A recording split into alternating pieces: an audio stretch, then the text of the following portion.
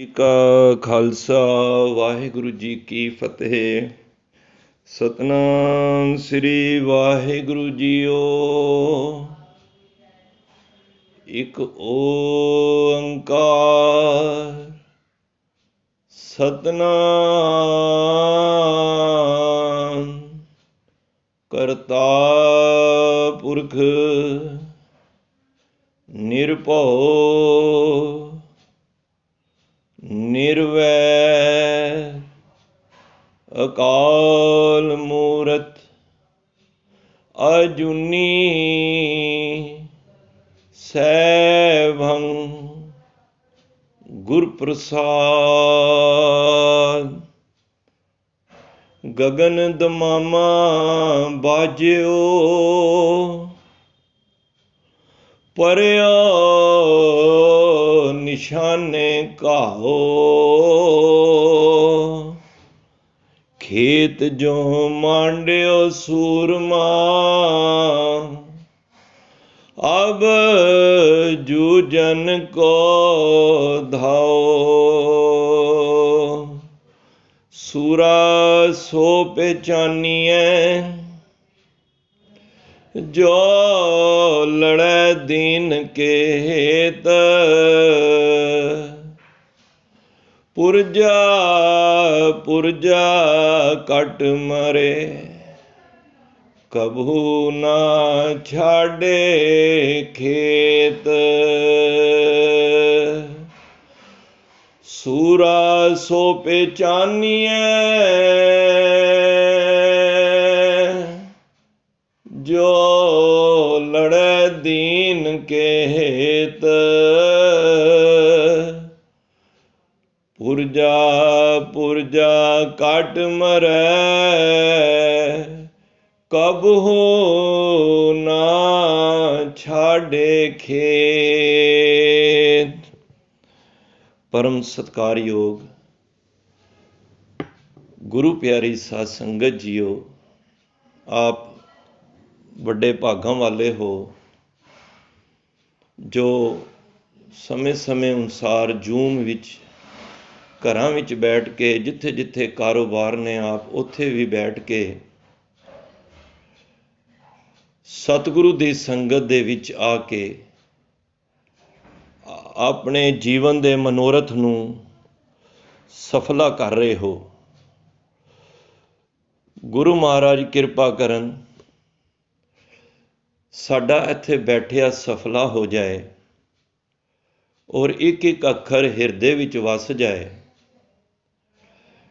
ਸਭ ਤੋਂ ਪਹਿਲਾਂ ਜਿੱਥੇ ਸਰੀਰ ਕਰਕੇ ਆ ਸਾਰੇ ਮਾਈ ਭਾਈ ਬੈਠੇ ਹੋ, ਮੇਰੀ ਨਿਮਰਤਾ ਸਹਿਤ ਸਨਿਮਰ ਬੇਨਤੀ ਹੈ ਕਿ ਆਪ ਕੈਮਰਾ ਆਨ ਕਰਕੇ ਔਰ ਆਪਣੀ ਇਕਾਗਰਤਾ ਨੂੰ, ਆਪਣੀ ਸੁਰਤ ਨੂੰ ਸ਼ਬਦ ਦੇ ਨਾਲ ਜੋੜਨ ਦਾ ਯਤਨ ਕਰੋ, ਕਿਉਂਕਿ ਜਦੋਂ ਸ਼ਬਦ ਤੇ ਸੁਰਤ ਦਾ ਮੇਲ ਹੁੰਦਾ ਹੈ ਉਦੋਂ ਪਰਮਾਤਮਾ ਦੀ ਉਹ ਅਨਹਦ ਨਾਦ, ਉਹ ਬਖਸ਼ਿਸ਼ ਪ੍ਰਾਪਤ ਹੁੰਦੀ ਹੈ। ਤੋ ਸੁਰਤ ਔਰ ਸ਼ਬਦ ਦੀ ਸਵਾਰੀ ਤੁਹਾਡੀ ਸੁਰਤ ਨੇ ਕਰਨੀ ਹੈ, ਤੇ ਸੁਰਤ ਜਦੋਂ ਸ਼ਬਦ ਦੀ ਸਵਾਰੀ ਕਰਦਾ ਹੈ ਉਦੋਂ ਉਹ ਤਿੰਨ ਲੋਕਾਂ ਦਾ ਆਨੰਦ ਪ੍ਰਾਪਤ ਕਰਦਾ ਹੈ। ਤੋ ਆਓ ਸਰੀਰ ਕਰਕੇ ਜਿੱਥੇ ਬੈਠੇ ਹੋ ਇੱਕ ਵਾਰੀ ਮਨ ਕਰਕੇ ਵੀ ਹਾਜ਼ਰੀ ਲਾਓ। ਸਾਰੇ ਮਾਈ ਭਾਈ ਆਖੋ ਜੀ ਸਤਨਾਮ ਸ੍ਰੀ ਵਾਹਿਗੁਰੂ। ਫੇਰ ਆਖੋ ਜੀ ਸਤਨਾਮ ਸ੍ਰੀ ਵਾਹਿਗੁਰੂ। ਅੱਜ ਅਸੀਂ ਮਹਾਰਾਜ ਦੀ ਕਿਰਪਾ ਦੁਆਰਾ ਸ਼ਹੀਦੀ ਸਾਕਾ ਸ੍ਰੀ ਨਨਕਾਣਾ ਸਾਹਿਬ ਦੇ ਉਹ ਸ਼ਹਾਦਤਾਂ ਦਾ ਜ਼ਿਕਰ ਕਰਨ ਦਾ ਅਸੀਂ ਯਤਨ ਕਰਾਂਗੇ, ਜਿਹੜਾ ਬੀਤਿਆ ਕੱਲ੍ਹ ਦਿਨ ਸੀ, ਜਿਸ ਵਿੱਚ ਉਹ ਮਹਾਨ ਸਾਕਾ, ਸ਼ਹੀਦੀ ਸਾਕਾ ਜੋ ਕਦੀ ਨਾ ਭੁੱਲਣ ਵਾਲਾ, ਉਹ ਐਸਾ ਦਰਦਨਾਕ ਸਾਕਾ ਜਿਹੜਾ ਇਸ ਸਾਕੇ ਨੂੰ ਸੁਣ ਪੜ੍ਹ ਲੈਂਦਾ ਹੈ ਉਹਦਾ ਹਿਰਦਾ ਵਲੂੰਦਰਿਆ ਜਾਂਦਾ ਹੈ। ਉਸ ਸਾਕੇ ਨੂੰ ਅਸੀਂ ਵਿਚਾਰਨ ਦਾ ਯਤਨ ਕਰੀਏ ਔਰ ਜੇ ਮਨ ਦੇ ਵਿੱਚ ਹਾਜ਼ਰੀ ਹੋਏਗੀ ਤੇ ਅਸੀਂ ਸਾਕਾ ਇਸ ਤਰ੍ਹਾਂ ਸਮਝਾਂਗੇ ਜਿਸ ਤਰ੍ਹਾਂ ਅਸੀਂ ਕੋਈ ਫਿਲਮ ਦੇਖੀਏ ਤੇ ਅਸੀਂ ਬਿਲਕੁਲ ਆਪਣੀ ਇਕਾਗਰਤਾ ਬਣਾ ਕੇ ਦੇਖਣੇ ਹਾਂ। ਇਸ ਤਰ੍ਹਾਂ ਜਾਣੋ ਇਹ ਇੱਕ ਫਿਲਮ ਹੈ, ਪਰ ਉੱਥੇ ਦੇ ਜਿਹੜੇ ਰਾਈਟਰ, ਉੱਥੇ ਦੇ ਜਿਹੜੇ ਕਲਾਕਾਰ ਜਿਹੜੇ ਕਰੈਕਟਰ ਨੂੰ ਨਿਭਾ ਰਹੇ ਨੇ ਉਹ ਝੂਠੇ ਨੇ, ਤੇ ਜਿਹੜੇ ਸਤਿਗੁਰੂ ਦੇ ਇਸ ਸਾਕੇ ਨੂੰ, ਸਿੱਖਾਂ ਦੇ ਇਸ ਸਾਕੇ ਨੂੰ ਇਹ ਪ੍ਰਤੱਖ ਹੈ। ਫਰਕ ਬਸ ਇਤਨਾ ਹੈ। ਤੋ ਜਿਸ ਗੁਰੂ ਨੇ ਸਾਨੂੰ ਲੜ ਲਾਇਆ ਹੈ ਉਹ ਸਮੇਂ ਦੇ ਹੇਠ ਬਦਲਦਾ ਨਹੀਂ ਹੈ। ਉਹਨੂੰ ਕਹਿੰਦੇ ਨੇ ਇੱਕ ਰਸ ਹੈ। ਇਤਿਹਾਸ ਕਦੀ ਬਦਲੇ ਨਹੀਂ ਜਾ ਸਕਦੇ। ਇਤਿਹਾਸ ਨੂੰ ਜਾਣਨ ਵਾਸਤੇ ਇਤਿਹਾਸ ਦੀ ਖੋਜ ਕਰਨੀ ਪੈਂਦੀ ਹੈ, ਇਤਿਹਾਸ ਪੜ੍ਹਨਾ ਪੈਂਦਾ ਹੈ। ਤੋ ਸਭ ਤੋਂ ਪਹਿਲਾਂ ਅਸੀਂ ਉਸ ਗੁਰਦੁਆਰਾ ਜੋ ਗੁਰੂ ਨਾਨਕ ਪਾਤਸ਼ਾਹ ਦਾ ਪਾਵਨ ਪਵਿੱਤਰ ਅਸਥਾਨ ਸ੍ਰੀ ਨਨਕਾਣਾ ਸਾਹਿਬ, ਜੋ ਗੁਰੂ ਨਾਨਕ ਪਾਤਸ਼ਾਹ ਦੀ ਆਮਦ ਹੋਈ ਹੈ, ਜਿੱਥੇ ਆਗਮਨ ਹੋਇਆ ਹੈ, ਪ੍ਰਕਾਸ਼ ਹੋਇਆ ਹੈ, ਉਸ ਸਥਾਨ ਨੂੰ ਅਸੀਂ ਲੈ ਕੇ, ਅਸੀਂ ਆਧਾਰ ਬਣਾ ਕੇ ਅਸੀਂ ਵਿਚਾਰਾਂ ਸਾਂਝੀਆਂ ਕਰਨੀਆਂ ਨੇ। ਇਹ ਉਹ ਧਰਤੀ ਹੈ ਜੋ ਰਾਏ ਬਲਾਰ, ਜੋ ਉਸ ਵੇਲੇ ਜਿੱਥੇ ਗੁਰੂ ਨਾਨਕ ਪਾਤਸ਼ਾਹ ਦਾ ਆਗਮਨ ਹੋਇਆ, ਰਾਏ ਭੂਏ ਦੀ ਤਲਵੰਡੀ ਪਾਏ। ਰਾਏ ਬਲਾਰ ਦੇ ਪਿਤਾ ਦਾ ਨਾਮ ਸੀ ਰਾਏ ਭੂਏ, ਉਹਨਾਂ ਦੇ ਨਾਮ ਤੋਂ ਇਹ ਸਾਰੀ ਜਗ੍ਹਾ ਸੀ। ਪਰ ਰਾਏ ਬਲਾਰ ਗੁਰੂ ਨਾਨਕ ਪਾਤਸ਼ਾਹ ਨੂੰ ਪਹਿਚਾਨਣਗੇ ਤੇ ਉਹਨਾਂ ਨੇ ਅੰਤਰਾਤਮੇ ਗੁਰੂ ਨਾਨਕ ਨੂੰ ਗੁਰੂ ਮੰਨਿਆ, ਕਿਉਂਕਿ ਉਹ ਗੁਰੂ ਨਾਨਕ ਦੀ ਬਖਸ਼ਿਸ਼ ਨੂੰ ਪਹਿਚਾਨ ਲਿਆ। ਉਹਨਾਂ ਨੇ ਆਪਣੇ ਇਸ ਜਿਹੜੀ ਧਰਤੀ ਸੀ ਪਿਤਾ ਦੇ ਨਾਮ ਤੋਂ, ਰਾਏ ਭੂਏ ਦੀ ਤਲਵੰਡੀ, ਉਸ ਦਾ ਨਾਮ ਬਾਬੇ ਨਾਨਕ ਤੋਂ ਰੱਖ ਦਿੱਤਾ, ਜਿਹਦਾ ਨਾਮ ਅੱਜ ਦੁਨੀਆ ਦੇ ਵਿੱਚ ਨਨਕਾਣਾ ਸਾਹਿਬ ਦੇ ਨਾਮ ਤੋਂ ਹੈ। ਤੋ ਮੈਂ ਸਭ ਤੋਂ ਪਹਿਲਾਂ ਉਸ ਗੁਰਦੁਆਰੇ ਦਾ ਜ਼ਿਕਰ ਕਰਨਾ ਚਾਹੁੰਦਾ। ਗੁਰਦੁਆਰਾ ਕੀ ਹੈ? ਪਹਿਲਾਂ ਗੁਰਦੁਆਰਾ ਅੱਖਰ ਨਹੀਂ ਹੁੰਦਾ ਸੀ। ਪਹਿਲਾਂ ਇਸ ਨੂੰ ਧਰਮਸਾਲ ਬੋਲਿਆ ਜਾਂਦਾ ਸੀ। ਬੜੀ ਜਗ੍ਹਾ ਤੇ ਜ਼ਿਕਰ ਮਿਲਦਾ ਹੈ, ਘਰ ਘਰ ਅੰਦਰ ਧਰਮਸਾਲ ਹੋਵੇ, ਕੀਰਤਨ ਸਦਾ ਵਿਸੁਆ। ਪਹਿਲਾਂ ਇਸ ਨੂੰ ਧਰਮਸਾਲ ਬੋਲਿਆ ਜਾਂਦਾ ਸੀ ਤੇ ਧਰਮਸਾਲ ਤੋਂ ਲੋਕੀ ਸੰਗਤਾਂ ਆ ਕੇ ਗੁਰੂ ਨਾਨਕ ਦੇ ਜਸ ਗਾਉਂਦੀਆਂ ਸਨ। ਤੁਹਾਡੇ ਵਿੱਚ ਕਈ ਸ਼ਰੀਰ ਬੈਠੇ ਹੋਣਗੇ ਜਿਨ੍ਹਾਂ ਦੇ ਘਰ ਗੁਰੂ ਸਾਹਿਬ ਬਿਰਾਜਮਾਨ ਨੇ। ਮੈਂ ਨਹੀਂ ਜਾਣਦਾ, ਜਿਨ੍ਹਾਂ ਘਰ ਨੇ ਮੁਬਾਰਕ ਹੈ। ਪਰ ਮੈਂ ਦੋਨੋਂ ਹੱਥ ਜੋੜ ਕੇ ਖਿਮਾ ਵੀ ਮੰਗਾਂਗਾ, ਉਹ ਗੁਰਦੁਆਰੇ ਨਹੀਂ ਨੇ। ਗੁਰਦੁਆਰੇ ਦੀ ਵੈਸੇ ਧਰਮਸਾਲ ਤੋਂ ਬਾਅਦ ਗੁਰਦੁਆਰੇ ਦੀ ਹੋਂਦ 1900 ਤੋਂ ਬਾਅਦ ਆਈ ਹੈ। ਠੀਕ ਹੈ, ਜੇ ਤੁਹਾਡੇ ਘਰ ਗੁਰੂ ਸਾਹਿਬ ਨੇ, ਅਸੀਂ ਉਸ ਨੂੰ ਗੁਰਦੁਆਰਾ ਨਹੀਂ ਕਹਿ ਸਕਦੇ।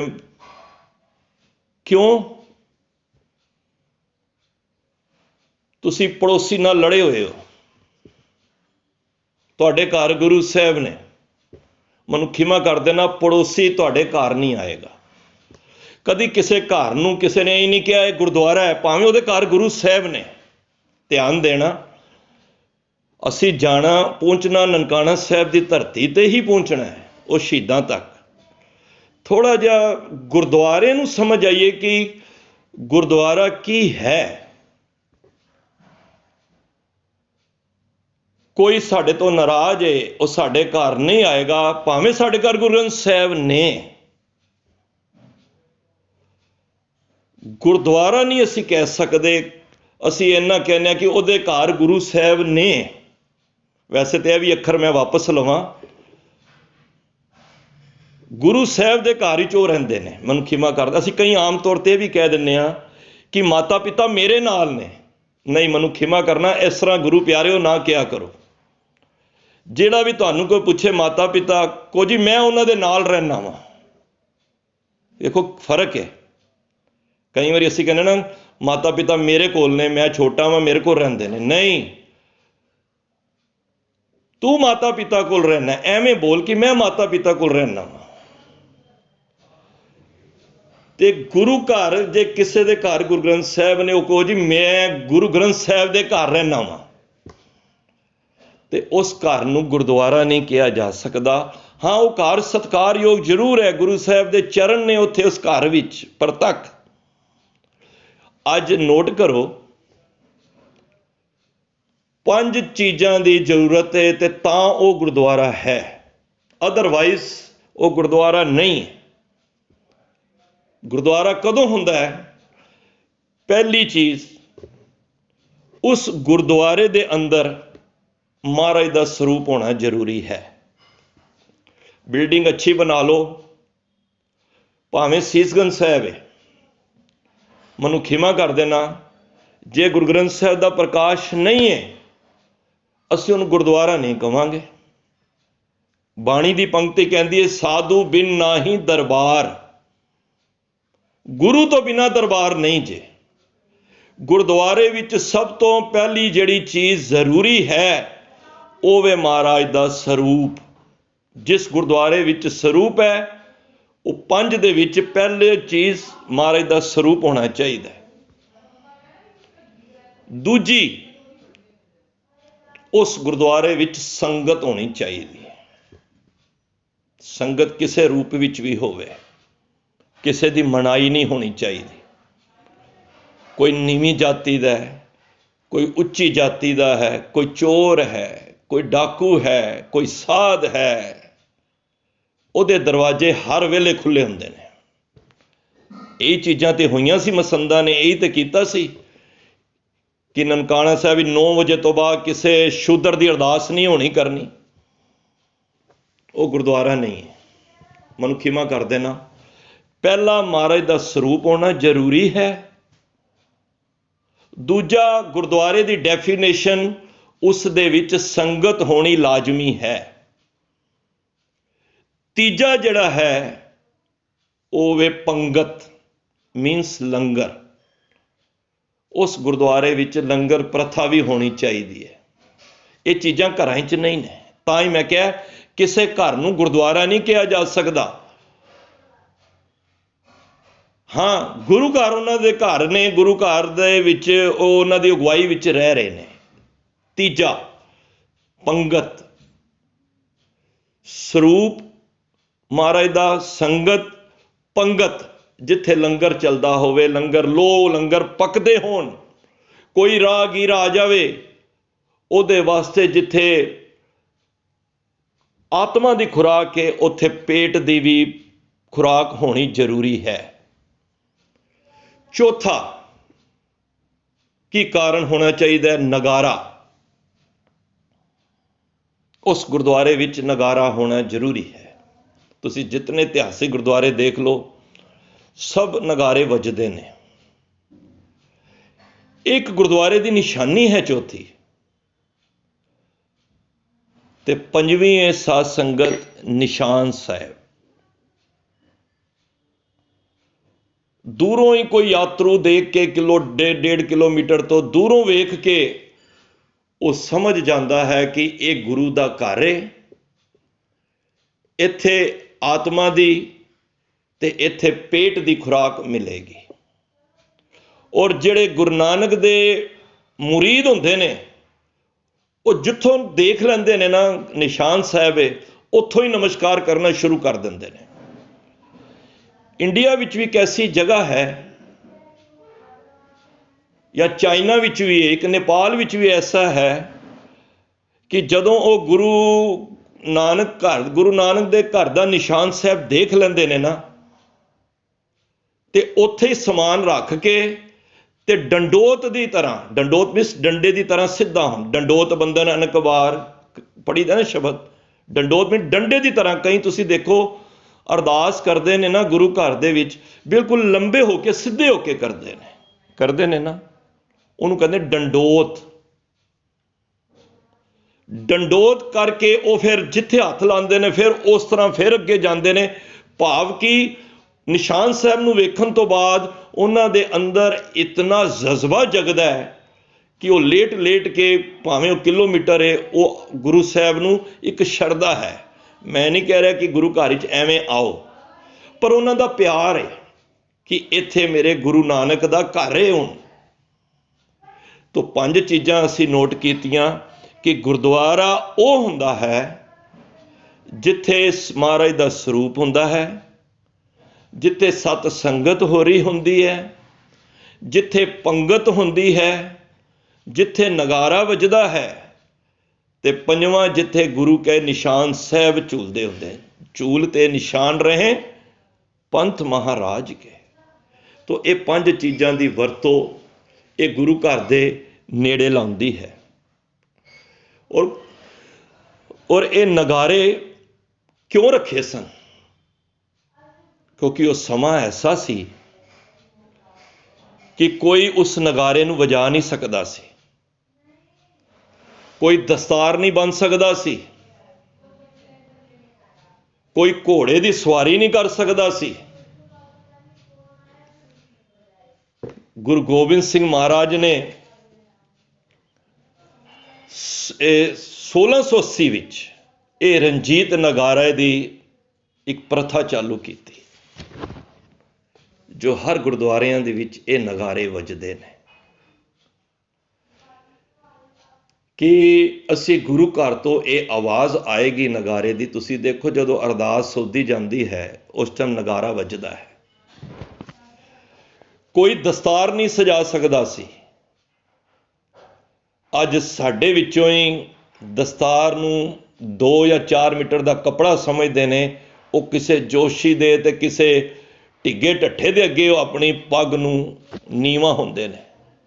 ਮੈਂ ਉਹ ਵੀ ਦੇਖੇ ਨੇ ਫਰਾਂਸ ਔਰ ਐਸੀ ਜਗ੍ਹਾ ਤੇ ਜੋ ਆਪਣੀ ਦਸਤਾਰ ਕਰਕੇ ਕੇਸ ਪੇ ਲੜਦੇ ਨੇ ਕਿ ਸਾਡੀ ਦਸਤਾਰ ਜ਼ਰੂਰ ਹੋਣੀ ਚਾਹੀਦੀ ਹੈ, ਹਰ ਡਿਪਾਰਟਮੈਂਟ ਵਿੱਚ ਦਸਤਾਰ ਹੋਣੀ ਚਾਹੀਦੀ ਹੈ। ਤੇ ਅਸੀਂ ਕਿਤਨੇ ਬਦਨਸੀਬ ਹਾਂ ਕਿ ਗੁਰੂ ਸਾਹਿਬ ਨੇ ਇਹਨਾਂ ਵਾਸਤੇ ਇਤਨੀਆਂ ਜੰਗਾਂ ਲੜੀਆਂ। ਅਸੀਂ ਉਹ ਦਸਤਾਰਾਂ ਨੂੰ ਕਿਸੇ MLA ਦੇ, ਕਿਸੇ MP ਦੇ, ਕਿਸੇ ਮਿਨਿਸਟਰ ਦੇ ਅੱਗੇ ਅਸੀਂ ਝੁਕਾ ਦਿੰਦੇ ਹਾਂ। ਤਾਂ ਗੁਰੂ ਸਾਹਿਬ ਨੇ ਇਹ ਪ੍ਰਥਾ ਚਲਾ ਕੇ ਇਹ ਸਿੱਖ ਧਰਮ ਦੀ ਇੱਕ ਆਨ ਬਾਣ ਸ਼ਾਨ ਵਾਸਤੇ ਚੀਜ਼ਾਂ ਰਚੀਆਂ। ਇਹ ਸਿਲਸਿਲਾ ਚੜ੍ਹਦੀ ਕਲਾ ਵਾਲਾ ਚੜ੍ਹਦਾ ਚੱਲਦਾ ਰਿਹਾ। ਬੰਦਾ ਸਿੰਘ ਬਹਾਦਰ ਦੇ ਸਮੇਂ ਤੱਕ ਇਸ ਦੇ ਵਿੱਚ ਗਿਰਾਵਟ ਨਹੀਂ ਆਈ। ਸਨ 1716 ਵਿੱਚ ਜਦੋਂ ਬੰਦਾ ਸਿੰਘ ਬਹਾਦਰ ਜੀ ਨੂੰ ਸ਼ਹੀਦ ਕੀਤਾ ਗਿਆ, ਤਦ ਤੱਕ ਹਰ ਕੋਈ ਦਸਤਾਰ ਵੀ ਸਜਾਉਂਦਾ ਸੀ, ਨਗਾਰੇ ਵੀ ਗੁਰਦੁਆਰੇ ਵਿੱਚ ਵੱਜਦੇ ਸਨ, ਘੋੜਸਵਾਰੀ ਵੀ ਕਰਦੇ ਸਨ, ਸ਼ਾਹੀ ਸਵਾਰੀ ਵੀ ਕਰਦੇ ਸਨ। ਕਿਉਂਕਿ ਨੱਕ ਵਿੱਚ ਉਹਨਾਂ ਨੇ ਕੀ ਕਰਦੇ ਸਨ, ਔਰਤਾਂ ਨੂੰ ਇਹ ਜਿਹੜੀ ਅਸੀਂ ਮਾਫ ਕਰ ਦੇਣਾ ਨੱਕ ਵਿੱਚ ਜਿਹੜੇ ਨੱਥੀਆਂ ਪਾਉਂਦੇ ਆ ਨਾ, ਇਹ ਗੁਲਾਮੀ ਦੀ ਨਿਸ਼ਾਨੀ ਸੀ। ਇਹ ਮੁਗਲਾਂ ਨੇ ਨਿਸ਼ਾਨੀ ਲਾਉਣ ਵਾਸਤੇ ਇਹ ਨੱਥ ਪਾ ਦਿੰਦੇ ਸਨ। ਗੁਰੂ ਮਹਾਰਾਜ ਨੇ ਸਾਨੂੰ ਇਹ ਗੁਲਾਮੀ ਦੀਆਂ ਜੰਜੀਰਾਂ ਵਿੱਚੋਂ ਕੱਢਿਆ ਕਿ ਸਿੱਖ ਕਿਸੇ ਦਾ ਗੁਲਾਮ ਨਹੀਂ, ਸਿੱਖ ਗੁਲਾਮ ਹੈ, ਅੱਲਾ ਦਾ ਗੁਲਾਮ ਹੈ। ਉਹਦਾ ਜਿਹੜਾ ਗੁਰੂ ਹੈ ਉਹ ਅੱਲਾ ਹੈ, ਪਰਮਾਤਮਾ ਹੈ, ਵਾਹਿਗੁਰੂ ਹੈ। ਤੋਂ 1716 ਬਾਅਦ ਜਦੋਂ ਬਾਬਾ ਬੰਦਾ ਸਿੰਘ ਬਹਾਦਰ ਜੀ ਸ਼ਹੀਦ ਹੋਏ, ਉਸ ਤੋਂ ਬਾਅਦ ਗਿਰਾਵਟ ਆਣੀ ਸ਼ੁਰੂ ਹੋ ਗਈ। ਹਾਲਾਂਕਿ ਮਹਾਰਾਜਾ ਰਣਜੀਤ ਸਿੰਘ ਜੀ ਦਾ ਵੀ ਇਤਿਹਾਸ ਉਹਨਾਂ ਨੇ ਕਾਫੀ ਗਿਰਾਵਟ ਨੂੰ ਉੱਤੇ ਚੁੱਕਿਆ। ਬੜਾ ਔਖਾ ਸਮਾਂ ਸੀ। ਸਿੱਖ ਘਰਾਂ ਤੋਂ ਬੇਘਰ ਹੋਏ ਪਏ ਸਨ, ਕਿੱਥੇ ਜੰਗਲਾਂ ਵਿੱਚ, ਕਿੱਥੇ ਘੋੜਿਆਂ ਦੀ ਕਾਠੀ ਤੇ ਸੋਣਾ, ਔਰ ਕਿੰਨੇ ਕਿੰਨੇ ਦਿਨ ਆਪਸ ਵਿੱਚ ਮੇਲ ਨਾ ਹੋਣਾ ਪਰਿਵਾਰਾਂ ਦਾ। ਬੜਾ ਹੀ ਔਖਾ ਸਮਾਂ ਸੀ। ਮੁਗਲ ਹਕੂਮਤ ਸਿੱਖਾਂ ਦਾ ਪੱਤਾ ਪੱਤਾ ਉਸ ਟਾਈਮ ਵੈਰੀ ਸੀ। ਉਹਨਾਂ ਦੇ ਸਿਰਾਂ ਦੇ ਮੁੱਲ ਪੈਂਦੇ ਸਨ। ਮੈਂ ਇਤਿਹਾਸ ਤਾਂ ਸੁਣਾ ਰਿਹਾ, ਮੈਨੂੰ ਖਿਮਾ ਕਰ ਦੇਣਾ, ਅਸੀਂ ਇਹ ਇਤਿਹਾਸ ਆਪਣੇ ਬੱਚਿਆਂ ਤੱਕ ਸੁਣਾ ਨਹੀਂ ਪਾਏ। ਅਸੀਂ ਤੇ ਬੱਚਿਆਂ ਨੂੰ ਬਸ ਇੰਨਾ ਹੀ ਸਿਖਾਉਂਦਾ ਰਹੇ ਹਾਂ ਕਿ ਪੂਰਨਮਾਸ਼ੀ ਮਨਾਓ, ਉਹਦਾ ਇਹ ਫਲ ਏ, ਸੰਗਰਾਂਦ ਮਨਾਓ, ਇਹਦਾ ਇਹ ਫਲ ਏ, ਜਾਂ ਤੁਸੀਂ ਵੱਡੇ ਹੋ ਜਾਓ, ਤੁਹਾਨੂੰ ਕੀ ਨਾਮ ਹੈ ਅਮਰੀਕਾ ਕਨਾਡਾ ਦੇ ਵੀਜ਼ੇ ਵਾਸਤੇ, ਇਹ ਸਾਡੇ ਪ੍ਰਯਾਸ ਹੋ ਰਹੇ ਨੇ। ਮੈਨੂੰ ਖਿਮਾ ਕਰ ਦੇਣਾ, ਮਾਇਆ ਦੀ ਦੌੜ ਵਿੱਚ ਬੱਚੇ ਨੂੰ ਅਸੀਂ ਲਗਾਇਆ ਹੈ। ਕਿੱਥੇ ਅਸੀਂ ਇਸ ਦਰਦਨਾਕ ਇਤਿਹਾਸ ਨੂੰ ਅਗਰ ਅਸੀਂ ਸੁਣਾਇਆ ਹੁੰਦਾ ਤੇ ਅੱਜ ਉਹ ਉਹਦਾ ਜਜ਼ਬਾ ਹੋਣਾ ਸੀ। ਦੇਖੋ, ਹੈ ਸੀ ਗੁਰੂ ਗੋਬਿੰਦ ਸਿੰਘ ਮਹਾਰਾਜ ਦੇ ਸਮੇਂ ਸਿੱਖਾਂ ਵਿੱਚ ਉਹ ਜਜ਼ਬਾ ਸੀ। ਅੰਦਰ 40 ਨੇ ਚਮਕੌਰ ਦੀ ਗੜੀ ਵਿੱਚ, ਕਿੰਨਾ ਕੁ ਹਥਿਆਰ ਹੋਣਾ 40 ਕੋਲ, ਇਮੇਜਿਨ ਕਰੋ। ਔਰ ਬਾਹਰ 10 ਲੱਖ ਦੀ ਫੌਜ, ਔਰ ਪੂਰੇ ਹਥਿਆਰਾਂ ਨਾਲ ਲੈਤ ਹੋਏ, ਪੂਰੇ ਹਥਿਆਰ, ਪੂਰੇ ਹਰ ਇੱਕ ਕੋਲ ਹਥਿਆਰ ਨੇ, ਪਰ ਕਿਸੇ ਦੀ ਜ਼ਰੂਰਤ ਨਹੀਂ ਹੈ ਕਿ ਉਹ 40 ਦਾ ਮੁਕਾਬਲਾ ਕਰ ਸਕਣ। ਹਾਲਾਂ ਉਹ ਚਾਹੁੰਦੇ ਗੜੀ ਨੂੰ ਘੇੜ ਕੇ ਅੰਦਰ ਵੜ ਕੇ ਮਾਰ ਸਕਦੇ ਸਨ, ਪਰ ਉਹਨਾਂ ਦੇ ਅੰਦਰ ਬਾਣੀ ਕਰਕੇ ਆਤਮਕ ਸ਼ਕਤੀ ਸੀ। ਇਹ ਪਲੀਜ਼ ਜਰਾ ਵਿੱਚ ਕਿਸੇ ਦਾ ਮਾਈਕ,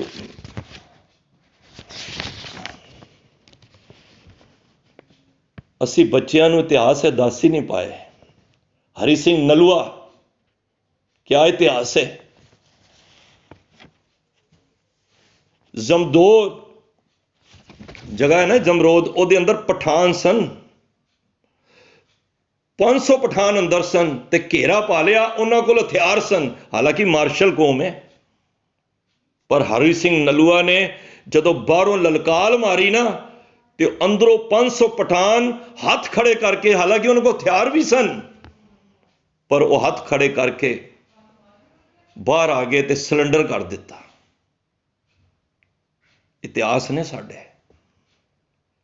ਅਸੀਂ ਇਤਿਹਾਸ ਨੂੰ ਪੜ੍ਹ ਨਹੀਂ ਪਾਏ, ਸੁਣਾ ਨਹੀਂ ਪਾਏ। ਕਹਿੰਦੇ ਨੇ ਉਸ इतिहास को सुनाते सुनाते, वो कहते ने सुनाने वाला ही सो गया तो सुनने वाले का क्या कसूर था। हरी ए जिहड़ा तुसी मोहम्मदन लोग जिहड़ी सलवार पाते ने, पता क्यों पाते ने? क्यों पाते ने सलवार? जदों सरहंद फतेह किया ना, ते हरी सिंह नलूआ का उस वेले इन्हां नूं इन्ना डर हुंदा सी। बच्चा राती ना सो रहा होवे, कहंदे ने चुप, ए जिहड़ा हुण डायलॉग आंदा ना जिहड़ा शोले विच गब्बर दा, ये दरअसल हरी सिंह नलूए तो लिया होया है। वो कहंदे बच्चा सो जा नहीं तो हरी सिंह नलूआ आ जाएगा। इन्ना खौफ हुंदा सी। ते उस वेले इन्हां दे मर्दां ने सलवारां पा के अपनी जानां बचाईयां, भाव कि इतना खौफ सी हरी सिंह नलूए दा। इतिहास ने साडे। तो दास ये जिक्र कर रहा है कि गिरावट आनी शुरू हो गई जदों महाराजा रणजीत सिंह इस धरती तो गए। अंग्रेज़ों का राज सी। अंग्रेज़ों ने सोचा, क्योंकि अंग्रेज एक इस्लाम जिहड़े क्रिश्चन लोग ने, ये अपने दिमाग दे नाल किसी नूं खत्म करना करते हैं। इन्होंने पूरी स्टडी की। 1849 की गल मैं कर रहा, जदों ये साका नहीं वरत्या। उन्होंने कहा कि असी सारे हिंदुस्तान नूं जित लैने आ, पर जदों पंजाब की वारी आती है, इत्थों असी मात खा जाने। ध्यान देना, ਤੁਸੀਂ ਵੀ ਇਤਿਹਾਸ ਪੜ੍ਹਿਆ ਹੋਣਾ ਛੋਟੇ ਹੁੰਦਿਆਂ। ਤੇ ਇਹ ਕੀ ਹੈ? ਸਿੱਖ ਧਰਮ ਕੀ ਹੈ? ਅਸੀਂ ਇਹਨਾਂ ਨੂੰ ਕਿਉਂ ਨਹੀਂ ਅਸੀਂ ਢਾ ਸਕਦੇ? ਬਾਕੀ ਧਰਮਾਂ ਨੂੰ, ਬਾਕੀ ਜਗ੍ਹਾ ਤੇ ਸਭ ਤੇ ਅਸੀਂ ਰਾਜ ਕੀਤਾ ਹੈ, ਪਰ ਅਸੀਂ ਇਹਨਾਂ ਨੂੰ ਕਿਉਂ ਨਹੀਂ ਢਾ ਸਕੇ? ਤੇ ਉਸ ਵੇਲੇ ਫਿਰ ਕੀ ਹੋਇਆ? ਉਹਨਾਂ ਨੇ ਸਟੱਡੀ ਕੀਤੀ ਤੇ ਉਹਨਾਂ ਨੇ ਕਿਹਾ ਇਹ ਨਾ ਸ਼ਬਦ ਗੁਰੂ ਦੇ ਉਪਾਸਕ ਨੇ, ਇਹ ਸ਼ਬਦ ਤੋਂ ਇਲਾਵਾ ਕਿਸੇ ਨੂੰ ਪਰਮਾਤਮਾ ਨਹੀਂ ਮੰਨਦੇ, ਕਿਸੇ ਦੀ ਪੂਜਾ ਨਹੀਂ ਕਰਦੇ। ਇਹ ਕਿਸੇ ਦੇਵੀ ਦੇਵਤੇ ਦੀ, ਕਿਸੇ ਮੂਰਤੀ ਦੀ, ਕਿਸੇ ਬੰਦੇ ਦੀ, ਕਿਸੇ ਮਸਾਣ ਦੀ, ਕਿਸੇ ਪੇੜ ਦੀ, ਕਿਸੇ ਦੀ ਪੂਜਾ ਨਹੀਂ ਕਰਦੇ। ਇਹ ਪੂਜਾ ਅਕਾਲ ਕੀ। ਤੇ ਉਹਨਾਂ ਨੇ ਕਿਹਾ ਫਿਰ ਕੀ ਕੀਤਾ ਜਾਏ? ਉਹਨਾਂ ਨੇ ਸੋਚਿਆ, ਅੰਗਰੇਜ਼ਾਂ ਨੇ, ਕਿਉਂਕਿ ਉਹਨਾਂ ਨੇ ਦੀਮਕ ਲਾਣੀ ਸੀ, ਉਹ ਸ਼ਾਤਰ ਦਿਮਾਗ ਸਨ। ਐਵੇਂ ਨਹੀਂ ਉਹ 50-50 ਆ ਕੇ ਤੇ ਇੱਥੇ 500-500 ਬੰਦਿਆਂ ਨੂੰ ਕਿਸ਼ਤਨ ਬਣਾ ਜਾਂਦੇ ਸਨ, ਕਿਉਂਕਿ ਉਹਨਾਂ ਦੇ ਅੰਦਰ ਦਿਮਾਗ ਸੀ, ਫੂਟ ਡਾਲੋ ਸ਼ਾਸਨ ਕਰੋ। ਇਹ ਜਿੰਨੇ ਡੇਰਾਪੰਥੀ, ਜਿੰਨੀਆਂ ਨਿਰਮਲੇ ਸੰਤ, ਇਹ ਸਭ ਉਸ ਵੇਲੇ ਹੀ ਪੈਦਾ ਹੋ ਗਏ। ਉਹਨਾਂ ਨੇ ਉਹਨਾਂ ਦੀ ਰਗਾਂ ਵਿੱਚ ਐਸਾ ਭਰ ਦਿੱਤਾ ਕਿ ਗੁਰੂ ਘਰ ਦੀ ਮਰਿਆਦਾ ਨੂੰ ਭੰਗ ਕਰਨ ਵਾਸਤੇ, ਮੈਨੂੰ ਖਿਮਾ ਕਰ ਦੇਣਾ, ਇਤਿਹਾਸ ਹੈ, 1849 ਵਿੱਚ ਅੰਗਰੇਜ਼ਾਂ ਨੇ ਕੀ ਕੀਤਾ? ਉਹਨਾਂ ਨੇ ਕਿਹਾ ਜੇ ਸਿੱਖਾਂ ਨੂੰ ਸ਼ਬਦ ਗੁਰੂ ਤੋਂ ਤੋੜਨਾ ਹੈ ਨਾ, ਤੇ ਇਹਨਾਂ ਨੂੰ ਕਿਸੇ ਬੰਦਿਆਂ ਨਾਲ ਜੋੜ ਦਿਓ। ਇਹ ਸੰਤ ਅੱਖਰ ਆਏ ਹੀ ਉਦੋਂ ਹੈ, ਪਹਿਲਾਂ ਹੋਂਦ ਵਿੱਚ ਨਹੀਂ ਸੀ। 1900 ਤੋਂ ਪਹਿਲਾਂ ਇਹ ਸੰਤ ਅੱਖਰ ਨਹੀਂ ਸੀ, 1800 ਤੋਂ ਪਹਿਲਾਂ, ਇਹ ਬਾਅਦ ਵਿੱਚ ਹੀ ਹੋਂਦ ਵਿੱਚ ਆਇਆ। ਗੁਰੂ ਦੇ ਸਮੇਂ ਕੋਈ ਸੰਤ ਨਹੀਂ ਸਨ।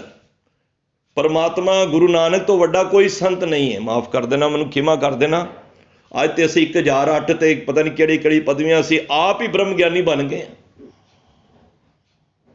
ਇਹ ਸਾਰੀ ਚਾਲ ਅੰਗਰੇਜ਼ਾਂ ਨੇ, ਇਹ ਸਾਰੇ ਡੇਰੇ ਚਲਾ ਕੇ, ਅੱਜ ਵੀ ਤੁਸੀਂ ਦੇਖੋ ਸਮੇਂ ਦੀਆਂ ਹਕੂਮਤਾਂ ਕੀ ਕਰਦੀਆਂ ਨੇ। ਨਹੀਂ ਤੇ ਡੇਰੇ ਵਾਲਿਆਂ ਨੂੰ ਪੋਲਿਟਿਕਸ ਨਾਲ ਕੀ ਮਤਲਬ ਹੈ? ਉਹ ਵੋਟ ਬੈਂਕ ਹੁੰਦੇ ਨੇ, ਉਹ ਜਿਵੇਂ ਉਹਨਾਂ ਦੇ ਨਾਲ ਮਿਲ ਕੇ ਫਿਰ ਸਾਰੇ ਕਾਰਜ ਹੁੰਦੇ ਨੇ। ਤੁਹਾਨੂੰ ਆਪ ਜੀ ਨੂੰ ਪਤਾ ਹੈ, ਮੈਂ ਰਵਾਂ ਵਿਚਾਰ ਵਿੱਚ। ਉਸ ਵੇਲੇ ਇਹ ਸਾਰੇ ਡੇਰੇ ਕਰਕੇ ਇਹਨਾਂ ਨੂੰ ਕੀ ਕੀਤਾ? ਇਹ ਸਿੱਖ ਪੰਥ ਨੂੰ ਤੋੜਨ ਦਾ ਇੱਕ ਇਹਨਾਂ ਨੇ ਉਪਰਾਲਾ ਕਰ ਦਿੱਤਾ। ਮਰਿਆਦਾ ਨੂੰ ਭੰਗ ਕਰਨ ਵਾਸਤੇ ਇਹਨਾਂ ਨੇ ਮਸੰਦ ਬਿਠਾ ਦਿੱਤੇ। ਤਰਨ ਤਾਰਨ ਸਾਹਿਬ ਵੱਡੇ 3 ਕੇਂਦਰ ਸਨ, ਅਕਾਲ ਤਖਤ ਸ੍ਰੀ ਹਰਿਮੰਦਰ ਸਾਹਿਬ ਵਿਖੇ ਤੇ ਨਨਕਾਣਾ ਸਾਹਿਬ। ਇਹ ਸਾਰੇ ਮਸੰਦ ਆਪਣੇ ਆਪ ਨੂੰ ਮਹੰਤ ਬਣ ਕੇ ਆਪਣੇ ਡੇਰੇ ਉਸ ਵਿੱਚ ਸਥਾਪਿਤ ਕਰ ਦਿੱਤੇ, ਗੁਰਦੁਆਰਿਆਂ ਦੇ ਵਿੱਚ, ਤਾਂ ਕਿ ਇਹਨਾਂ ਨੂੰ ਇਸ ਤਰੀਕੇ ਨਾਲ ਮਾਰਿਆ ਜਾਏ। ਦੇਖੋ ਹਰ ਧਰਮ ਦੀ ਇੱਕ ਮਰਿਆਦਾ ਹੈ। ਗੁਰੂ ਘਰ ਦੇ ਅੰਦਰ ਵੀ ਇਹਨਾਂ ਨੇ ਕੀ ਕੀਤਾ? ਇਹਨਾਂ ਨੇ ਹਰਿਮੰਦਰ ਸਾਹਿਬ ਵਿਖੇ 1905 ਵਿਖੇ ਦੇਵੀ ਦੇਵਤਿਆਂ ਦੀਆਂ ਮੂਰਤੀਆਂ ਪਰਿਕਰਮਾ ਵਿੱਚ ਲਗਵਾ ਦਿੱਤੀਆਂ। ਈਵਨ ਗੁਰੂ ਸਾਹਿਬ ਦੀਆਂ ਵੀ ਮੂਰਤੀਆਂ, ਇਤਿਹਾਸ ਹੈ, ਮੈਂ ਆਪਣੇ ਕੋਲੋਂ ਕੁਝ ਨਹੀਂ ਲਗਾ ਰਿਹਾ, ਤੁਸੀਂ ਨੈਟ ਤੇ ਵੀ ਸਰਚ ਕਰਕੇ ਇਸ ਨੂੰ ਪੜ੍ਹ ਸਕਦੇ ਹੋ। ਇਹਨਾਂ ਨੇ ਗੁਰੂ ਸਾਹਿਬ ਦੀਆਂ ਵੀ ਮੂਰਤੀਆਂ ਹਰਿਮੰਦਰ ਸਾਹਿਬ ਵਿੱਚ ਲਗਾ ਦਿੱਤੀਆਂ, ਕਿਉਂਕਿ ਉਹ ਚਾਹੁੰਦੇ ਸਨ ਸਿੱਖ ਨੂੰ ਮੂਰਤੀ ਦਾ ਉਪਾਸ਼ਕ ਬਣਾ ਦਈਏ। ਤੇ ਹੋਇਆ ਕਿ ਉਸ ਵੇਲੇ ਫਿਰ ਮਹਾਨ ਹਸਤੀਆਂ ਪੰਥ ਦੀਆਂ, ਕਾਨ ਸਿੰਘ ਨਾਭਾ, ਪ੍ਰਿੰਸੀਪਲ ਗੰਗਾ ਸਿੰਘ, ਇਹਨਾਂ ਨੇ ਫਿਰ ਵੱਡੀਆਂ ਵੱਡੀਆਂ ਅਪਰੋਚਾਂ, ਵੱਡੀ ਸਰਮਾਏਦਾਰ ਜਾ ਕੇ ਉਸ ਕੋਰਟ ਦੇ ਵਿੱਚ ਐਪਲੀਕੇਸ਼ਨ ਲਾਈਆਂ। ਤੇ ਉਸ ਧਰਤੀ ਤੋਂ ਜਿੱਥੇ ਹਰਿਮੰਦਰ ਸਾਹਿਬ ਜਿੰਨੀ ਵੀ ਪਰਿਕਰਮਾ ਹੈ ਉਹਦੇ 'ਚੋਂ ਸਾਰੀਆਂ ਮੂਰਤੀਆਂ ਢਾਈਆਂ, ਗੁਰੂ ਸਾਹਿਬ ਦੀਆਂ ਵੀ, ਦੇਵੀ ਦੇਵਤਿਆਂ ਦੀ ਵੀ, ਕਿਉਂਕਿ ਗੁਰੂ ਸਾਡਾ ਸ਼ਬਦ ਹੈ ਤੇ ਸ਼ਬਦ ਦੀ ਕੋਈ ਮੂਰਤ ਨਹੀਂ ਹੁੰਦੀ। ਇੱਕ ਨਵੇਕਲਾ ਸਿਧਾਂਤ ਹੈ। ਤੇ ਫਿਰ ਕਬਜ਼ਾ ਵੀ ਕੀਤਾ ਹਰਿਮੰਦਰ ਸਾਹਿਬ ਤੇ ਮਸੰਦਾਂ ਦਾ, ਜਿਹੜਾ ਨੇ ਬਹੁਤ ਜ਼ਿਆਦਾ ਗੰਦ ਪਾਇਆ ਹੋਇਆ ਸੀ। ਸਮਾਂ ਆਇਆ ਤਰਨ ਤਾਰਨ ਦੇ ਵਿੱਚ ਵੀ ਮਸੰਦਾਂ ਦਾ ਰਾਜ ਸੀ, ਅੰਦਰ ਸ਼ਰਾਬਾਂ ਚਲਦੀਆਂ ਸੀ। ਇੱਥੋਂ ਤੱਕ ਉਹ ਮਸੰਦਾਂ ਨੇ ਸ਼ਰਾਬ ਦੀਆਂ ਬੋਤਲਾਂ, ਜਿਹੜਾ ਮਸੰਦ ਬੈਠਾ ਸੀ ਉਹਨੇ ਆਪਣਾ ਪੁੱਤਰ ਜਿਹੜਾ ਸੀ, ਉਹ ਜਿਹੜੀ ਸ਼ਰਾਬ ਦੀਆਂ ਬੋਤਲਾਂ ਉਹ ਸਰੋਵਰ ਦੇ ਵਿੱਚ ਰੱਖਦਾ ਸੀ ਕਿ ਠੰਡੀਆਂ ਹੋਣ ਵਾਸਤੇ, ਤੇ ਸਾਹਮਣੇ ਗੁਰਦੁਆਰੇ ਦੇ ਕੰਜਰੀਆਂ ਦੇ ਡਾਂਸ ਕਰਵਾਉਂਦੇ ਸਨ। ਦੇਖੋ ਕਿੰਨਾ ਇਤਿਹਾਸ। ਇਹਨਾਂ ਨੇ, ਅੰਗਰੇਜ਼ਾਂ ਨੇ ਇੰਨੀ ਸੋਗ ਲਾਉਣ ਦੀ ਗੱਲ ਕੀਤੀ ਤੇ ਕਈਆਂ ਦੀ ਇੱਜ਼ਤ ਦੀ ਬੇਪਤੀ ਕੀਤੀਆਂ ਗਈਆਂ ਉੱਥੇ। ਜਿਸ ਧਰਮ ਸਥਾਨ ਤੋਂ ਪਾਕ ਇੱਕ ਮੈਸੇਜ ਆਉਂਦਾ ਹੈ ਪਰਮਾਤਮਾ ਦੇ ਨਾਮ ਦੇ ਨਾਲ ਜੁੜਨ ਦਾ, ਉੱਥੇ ਇਹ ਜਲੀਲ ਹਰਕਤਾਂ, ਇਤਨੀਆਂ ਨੀਵੀਆਂ ਗੱਲਾਂ ਹੋ ਰਹੀਆਂ ਸਨ ਜੋ ਦੇਖਣ ਔਰ ਸੁਣਨ ਵਿੱਚ ਫਰਕ ਸੀ। ਸਨ ਹੋ ਗਿਆ 1917। ਨਨਕਾਣਾ ਸਾਹਿਬ ਵਿਖੇ ਕੰਜਰੀਆਂ ਦੇ ਨਾਚ ਮੰਤ ਬੈਠੇ ਹੋਏ ਸਨ। ਮੰਤ ਨਰੈਣੂ ਦਾਸ, ਵੈਸੇ ਨਾਰਾਇਣ ਦਾਸ ਨਾਮ ਹੈ, ਉਹਦਾ ਕੰਮ ਸੀ ਜੋ ਮਾੜੇ ਕੰਮ ਨੇ ਇਹਨਾਂ ਤੇ ਅਹਿਮਦ ਸ਼ਾਹ ਅਬਦਾਲੀ ਨੇ, ਔਰੰਗਜ਼ੇਬ ਨੇ ਨਹੀਂ ਜ਼ੁਲਮ ਢਾਏ, ਜਿਨ੍ਹਾਂ ਇਹਨਾਂ ਮਹੰਤਾਂ ਨੇ ਉਸ ਨਨਕਾਣੇ ਦੀ ਧਰਤੀ ਦੇ ਉੱਤੇ ਕੀਤਾ ਹੈ ਕੰਮ। ਤੇ ਉਸ ਧਰਤੀ ਦੇ ਉੱਤੇ, ਇੱਥੋਂ ਤੱਕ ਮੈਂ ਇਤਿਹਾਸ ਕੱਲ ਪੜ੍ਹ ਰਿਹਾ ਸੀ, ਆਪਣੀ ਮਹੰਤ ਨੇ ਆਪਣੀ ਘਰਵਾਲੀ ਪਠਾਨਾਂ ਨੂੰ, ਅੱਖਰ ਵਰਤਣ ਵਾਲੇ ਨਹੀਂ, ਇਹ ਬੇਪਤੀ ਵਾਸਤੇ ਭੇਜ ਦਿੰਦਾ ਸੀ ਤਾਂ ਕਿ ਪਠਾਨ ਵੀ ਮੇਰੇ ਅੰਡਰ ਰਹਿਣ। ਤਾਂ ਇਤਨਾ ਸਮਾਂ ਖਰਾਬ ਹੁੰਦਾ ਗਿਆ। ਗੁਰਦੁਆਰੇ ਜਿੱਥੇ ਪਰਮਾਤਮਾ ਦੇ ਨਾਮ ਦੀ ਆਵਾ, ਕਿਉਂਕਿ ਇਹ ਅਹੇਰਾ ਕੀਨੋ ਦਾਨ ਨਾਨਕ ਕੇ ਘਰ ਕੇਵਲ ਨਾਮ ਦੀ ਗੱਲ ਹੁੰਦੀ ਸੀ, ਉੱਥੇ ਇਹ ਗੰਦੀਆਂ ਵਾਸ਼ਨਾਵਾਂ ਵਾਲੇ, ਗੰਦੇ ਵਿਕਾਰਾਂ ਵਾਲੇ, ਗੰਦੀ ਸੋਚ ਵਾਲੇ ਆ ਕੇ ਇਹਨਾਂ ਮਸੰਦਾਂ ਨੇ, ਦੇਖੋ ਇੱਕ ਸਮਾਂ ਆਇਆ ਸੀ ਜਦੋਂ ਮਸੰਦ ਵੀ ਇੰਨੇ ਭੈੜੇ ਹੋ ਗਏ ਸਨ ਨਾ, ਤੇ ਗੁਰੂ ਗੋਬਿੰਦ ਸਿੰਘ ਮਹਾਰਾਜ ਨੇ ਕੀ ਕੀਤਾ ਸੀ, ਸਾਰੇ ਮਸੰਦਾਂ ਨੂੰ ਬੁਲਾ ਕੇ ਨਾ, ਦੇਹਰਾਦੂਨ ਵਿਖੇ ਗੁਰਦੁਆਰਾ ਹੈ, ਉੱਥੇ ਮਸੰਦ ਜਿਹੜੇ ਆਪਣੇ ਘਰ ਵਿੱਚ ਵਰਤੋਂ ਕਰਨ ਲੱਗ ਪਏ, ਜਿਹੜੀ ਮਾਇਆ ਦਸਵੰਤ ਆਉਂਦਾ ਸੀ ਘਰ ਵਰਤ ਕੇ ਤੇ ਫਿਰ ਗੁਰੂ ਸਾਹਿਬ ਨੂੰ ਦਿੰਦੇ ਸਨ। ਤੇ ਗੁਰੂ ਸਾਹਿਬ ਨੇ ਸਾਰੇ 50-60 ਜਿੰਨੇ ਵੀ ਸਨ ਮਸੰਦਾਂ ਨੂੰ ਇਕੱਠਿਆਂ ਕਰਕੇ ਤੇ ਉਹਨਾਂ ਨੂੰ ਗਰਮ ਤੇਲ ਦੇ ਕੜਾਹੇ ਰੱਖ ਕੇ ਤੇ ਉਹਨਾਂ ਨੂੰ ਸਾੜਨ ਦਾ ਹੁਕਮ ਦੇ ਦਿੱਤਾ ਸੀ। ਤੇ ਉਹਨਾਂ ਦੀਆਂ ਮਾਵਾਂ ਆ ਗਈਆਂ, ਮਹਾਰਾਜ ਤੁਸੀਂ ਸਾਡੇ ਬੱਚਿਆਂ ਨੂੰ, ਤੁਹਾਡੇ ਸਿੱਖ ਨੇ ਸਾੜ ਰਹੇ ਹੋ। ਕਹਿੰਦੇ ਨੇ ਮੈਨੂੰ ਦੁੱਖ ਇਸ ਗੱਲ ਦਾ, ਮੇਰੇ ਸਿੱਖ ਨੇ, ਇਹ ਗੁਰੂ ਘਰ ਦੀ ਅਮਾਨਤ ਹੈ, ਜਿਹੜਾ ਕੋਈ ਟਕਾ ਕਰਕੇ ਇੱਥੇ ਮੱਥਾ ਟੇਕਦਾ, ਇੱਥੇ ਆਪਣੀ ਸ਼ਰਧਾ ਰੱਖਦਾ, ਇਹਨਾਂ ਮਸੰਦਾਂ ਨੇ ਗੁਰੂ ਘਰ ਦੀ ਅਮਾਨਤ ਵਿੱਚ ਖਿਆਨਤ ਕੀਤੀ ਹੈ। ਉਸ ਵੇਲੇ ਫਿਰ ਗੁਰੂ ਸਾਹਿਬ ਨੇ ਲਿਹਾਜ਼ ਨਹੀਂ ਕੀਤਾ। ਅੱਜ 50 ਨਹੀਂ 5000 10,000 ਮਸੰਦ ਬੈਠੇ ਨੇ ਜੋ ਲੁੱਟ ਰਹੇ ਨੇ ਗੁਰਦੁਆਰਿਆਂ ਨੂੰ। ਕੋਸ਼ਿਸ਼ ਕਰੋ, ਗੁਰਦੁਆਰੇ ਦੇਣ ਦੀ ਜਗ੍ਹਾ ਹੈ, ਉੱਥੋਂ ਲੁੱਟਣ ਦੀ ਜਗ੍ਹਾ ਨਹੀਂ ਹੈ। ਤੇ ਫਿਰ ਮਹਾਰਾਜ ਨੇ ਦੇਹਰਾਦੂਨ ਗੁਰਦੁਆਰੇ ਜਾਓ, ਦਰਸ਼ਨ ਕਰੋ, ਉੱਥੇ ਗਰਮ ਕੜਾਏ ਤੇਲ ਦੇ ਕੜ ਕੇ ਤੇ ਉਹਨਾਂ ਸਾਰਿਆਂ ਨੂੰ ਜਿੰਦਾ ਸਾੜਤਾ ਸੀ। ਤੇ 1917 ਵਿਖੇ ਇੱਕ ਜੱਜ, ਸਿੰਧੀ ਜੱਜ ਸਨ, ਰਿਟਾਇਰਡ ਹੋਏ। ਸਿੰਧੀਆਂ ਦੀ ਬੜੀ ਆਸਥਾ ਹੁੰਦੀ ਹੈ। ਇੱਕ ਦੋ ਵਾਰੀ ਬੰਬੇ ਕਦੀ ਜਾਓ ਤੁਸੀਂ, ਦੇਖੋ ਉੱਥੇ ਸਿੰਧੀ ਲੋਕ ਬਹੁਤ ਨੇ, ਉਹ ਗੁਰੂ ਨਾਨਕ ਨਾਲ ਬੜੀ ਆਸਥਾ ਰੱਖਦੇ ਨੇ। ਇਹ ਤੁਸੀਂ ਕੀਰਤਨ ਵੀ ਸੁਣਦੇ ਹੋਣੇ ਹੋ ਰਿੰਕੂ ਵੀਰ ਜੀ ਦਾ, ਇਹ ਉੱਥੇ ਸਾਰੇ ਸਿੰਧੀ ਨੇ, ਉਹਨਾਂ ਦੀ ਬੜੀ ਆਸਥਾ ਹੈ ਸਿੰਧੀਆਂ ਦੀ, ਗੁਰੂ ਨਾਨਕ ਦੇ ਪ੍ਰਤੀ ਬਹੁਤ ਪਿਆਰ ਕਰਦੇ ਨੇ। ਹਰ ਘਰ ਵਿੱਚ ਗੁਰੂ ਨਾਨਕ ਦੀ ਬੜਾ ਹੀ ਗੀਤ ਗਾਉਂਦੇ ਨੇ, ਅੱਛੀ ਗੱਲ ਹੈ, ਮੁਬਾਰਕ ਹੈ। ਉਹ ਸਿੰਧੀ ਇੱਕ ਜੱਜ ਰਿਟਾਇਰਡ ਹੋਇਆ, ਤੇ ਰਿਟਾਇਰ ਹੋਣ ਤੋਂ ਬਾਅਦ ਉਹਦੇ ਮਨ ਦੀ ਇੱਛਾ ਸੀ ਕਿ ਮੈਂ ਨਨਕਾਣਾ ਸਾਹਿਬ ਦਰਸ਼ਨ ਕਰਕੇ ਆਵਾਂ। ਇਹ 1917 ਦੀ ਗੱਲ ਜੇ। ਉਹਨੇ ਆਪਣੀ ਘਰਵਾਲੀ, ਛੋਟਾ ਮੁੰਡਾ ਤੇ 13 ਸਾਲ ਦੀ ਕੁੜੀ ਦੇ ਨਾਲ ਦਰਸ਼ਨ ਕਰਨ ਵਾਸਤੇ, ਚਲੋ ਅਸੀਂ ਵੀ ਕਦੀ ਰਿਟਾਇਰ ਹੁੰਦੇ ਹਾਂ, ਕਹਿੰਦਾ ਚਲੋ ਅੱਜ ਗੁਰੂ ਸਾਹਿਬ ਦੇ ਦਰਸ਼ਨ ਕਰਕੇ ਆਈਏ। ਪਰਿਵਾਰ ਨੂੰ ਲੈ ਕੇ ਗਿਆ, ਦਰਸ਼ਨ ਕੀਤੇ, ਹਨੇਰਾ ਪੈ ਗਿਆ ਤੇ ਰਾਤ ਰੁਕਣਾ ਸੀ ਤੇ ਸਵੇਰੇ ਉਹਨੇ ਜਾਣਾ ਸੀ, ਤੇ ਉਸ ਟਾਈਮ ਲਾਈਟ ਦਾ ਪ੍ਰਬੰਧ ਨਹੀਂ ਸੀ। ਤੇ ਉਹਨੇ ਰਹਿਣ ਵਾਸਤੇ ਉਸ ਮਹੰਤ ਡੇਰੇਦਾਰਾਂ ਨੂੰ ਕਿਹਾ ਕਿ ਮੈਨੂੰ ਇੱਕ ਕਮਰਾ ਚਾਹੀਦਾ ਹੈ ਰਹਿਣ ਵਾਸਤੇ। ਉਹਨਾਂ ਨੇ ਕਮਰਾ ਦਿੱਤਾ, ਚਾਬੀ ਦਿੱਤੀ, ਨਾਲ ਆ ਗਏ। ਕਮਰੇ ਵਿੱਚ ਵੇਖਿਆ ਦੀਵਾ ਪਿਆ, ਬੱਤੀ ਪਈ ਹੈ, ਮਾਚਿਸ ਵੀ ਹੈ ਪਰ ਤੇਲ ਨਹੀਂ ਸੀ। ਤੇ ਉਹਨੇ ਕਿਹਾ ਤੇਲ ਵੀ ਦੋਗੇ ਤੇ ਤਾਂ ਹੀ ਮੈਂ ਦੀਵਾ ਚਲਾਵਾਂਗਾ ਨਾ। ਤੇ ਉਹਨੇ ਆਪਣੀ ਛੋਟੀ ਕੁੜੀ 13 ਸਾਲ ਦੀ ਸੀ, ਉਸ ਮਹੰਤ ਦੇ ਸੇਵਾਦਾਰ ਦੇ ਨੂੰ ਭੇਜ ਦਿੱਤੀ, ਜਾ ਵੀ ਤੇਲ ਲਿਆ।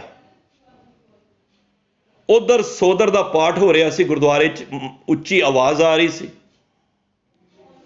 ਉਹ ਮਹੰਤ ਦਾ ਜਿਹੜਾ ਸੇਵਾਦਾਰ ਸੀ ਕਰਪਟ ਸੀ, ਦੁਰਾਚਾਰੀ ਸੀ, ਵਿਕਾਰੀ ਸੀ। ਉਸਨੇ ਉਸ ਬੱਚੀ ਦੀ ਬੇਪਤੀ ਕਰ ਦਿੱਤੀ।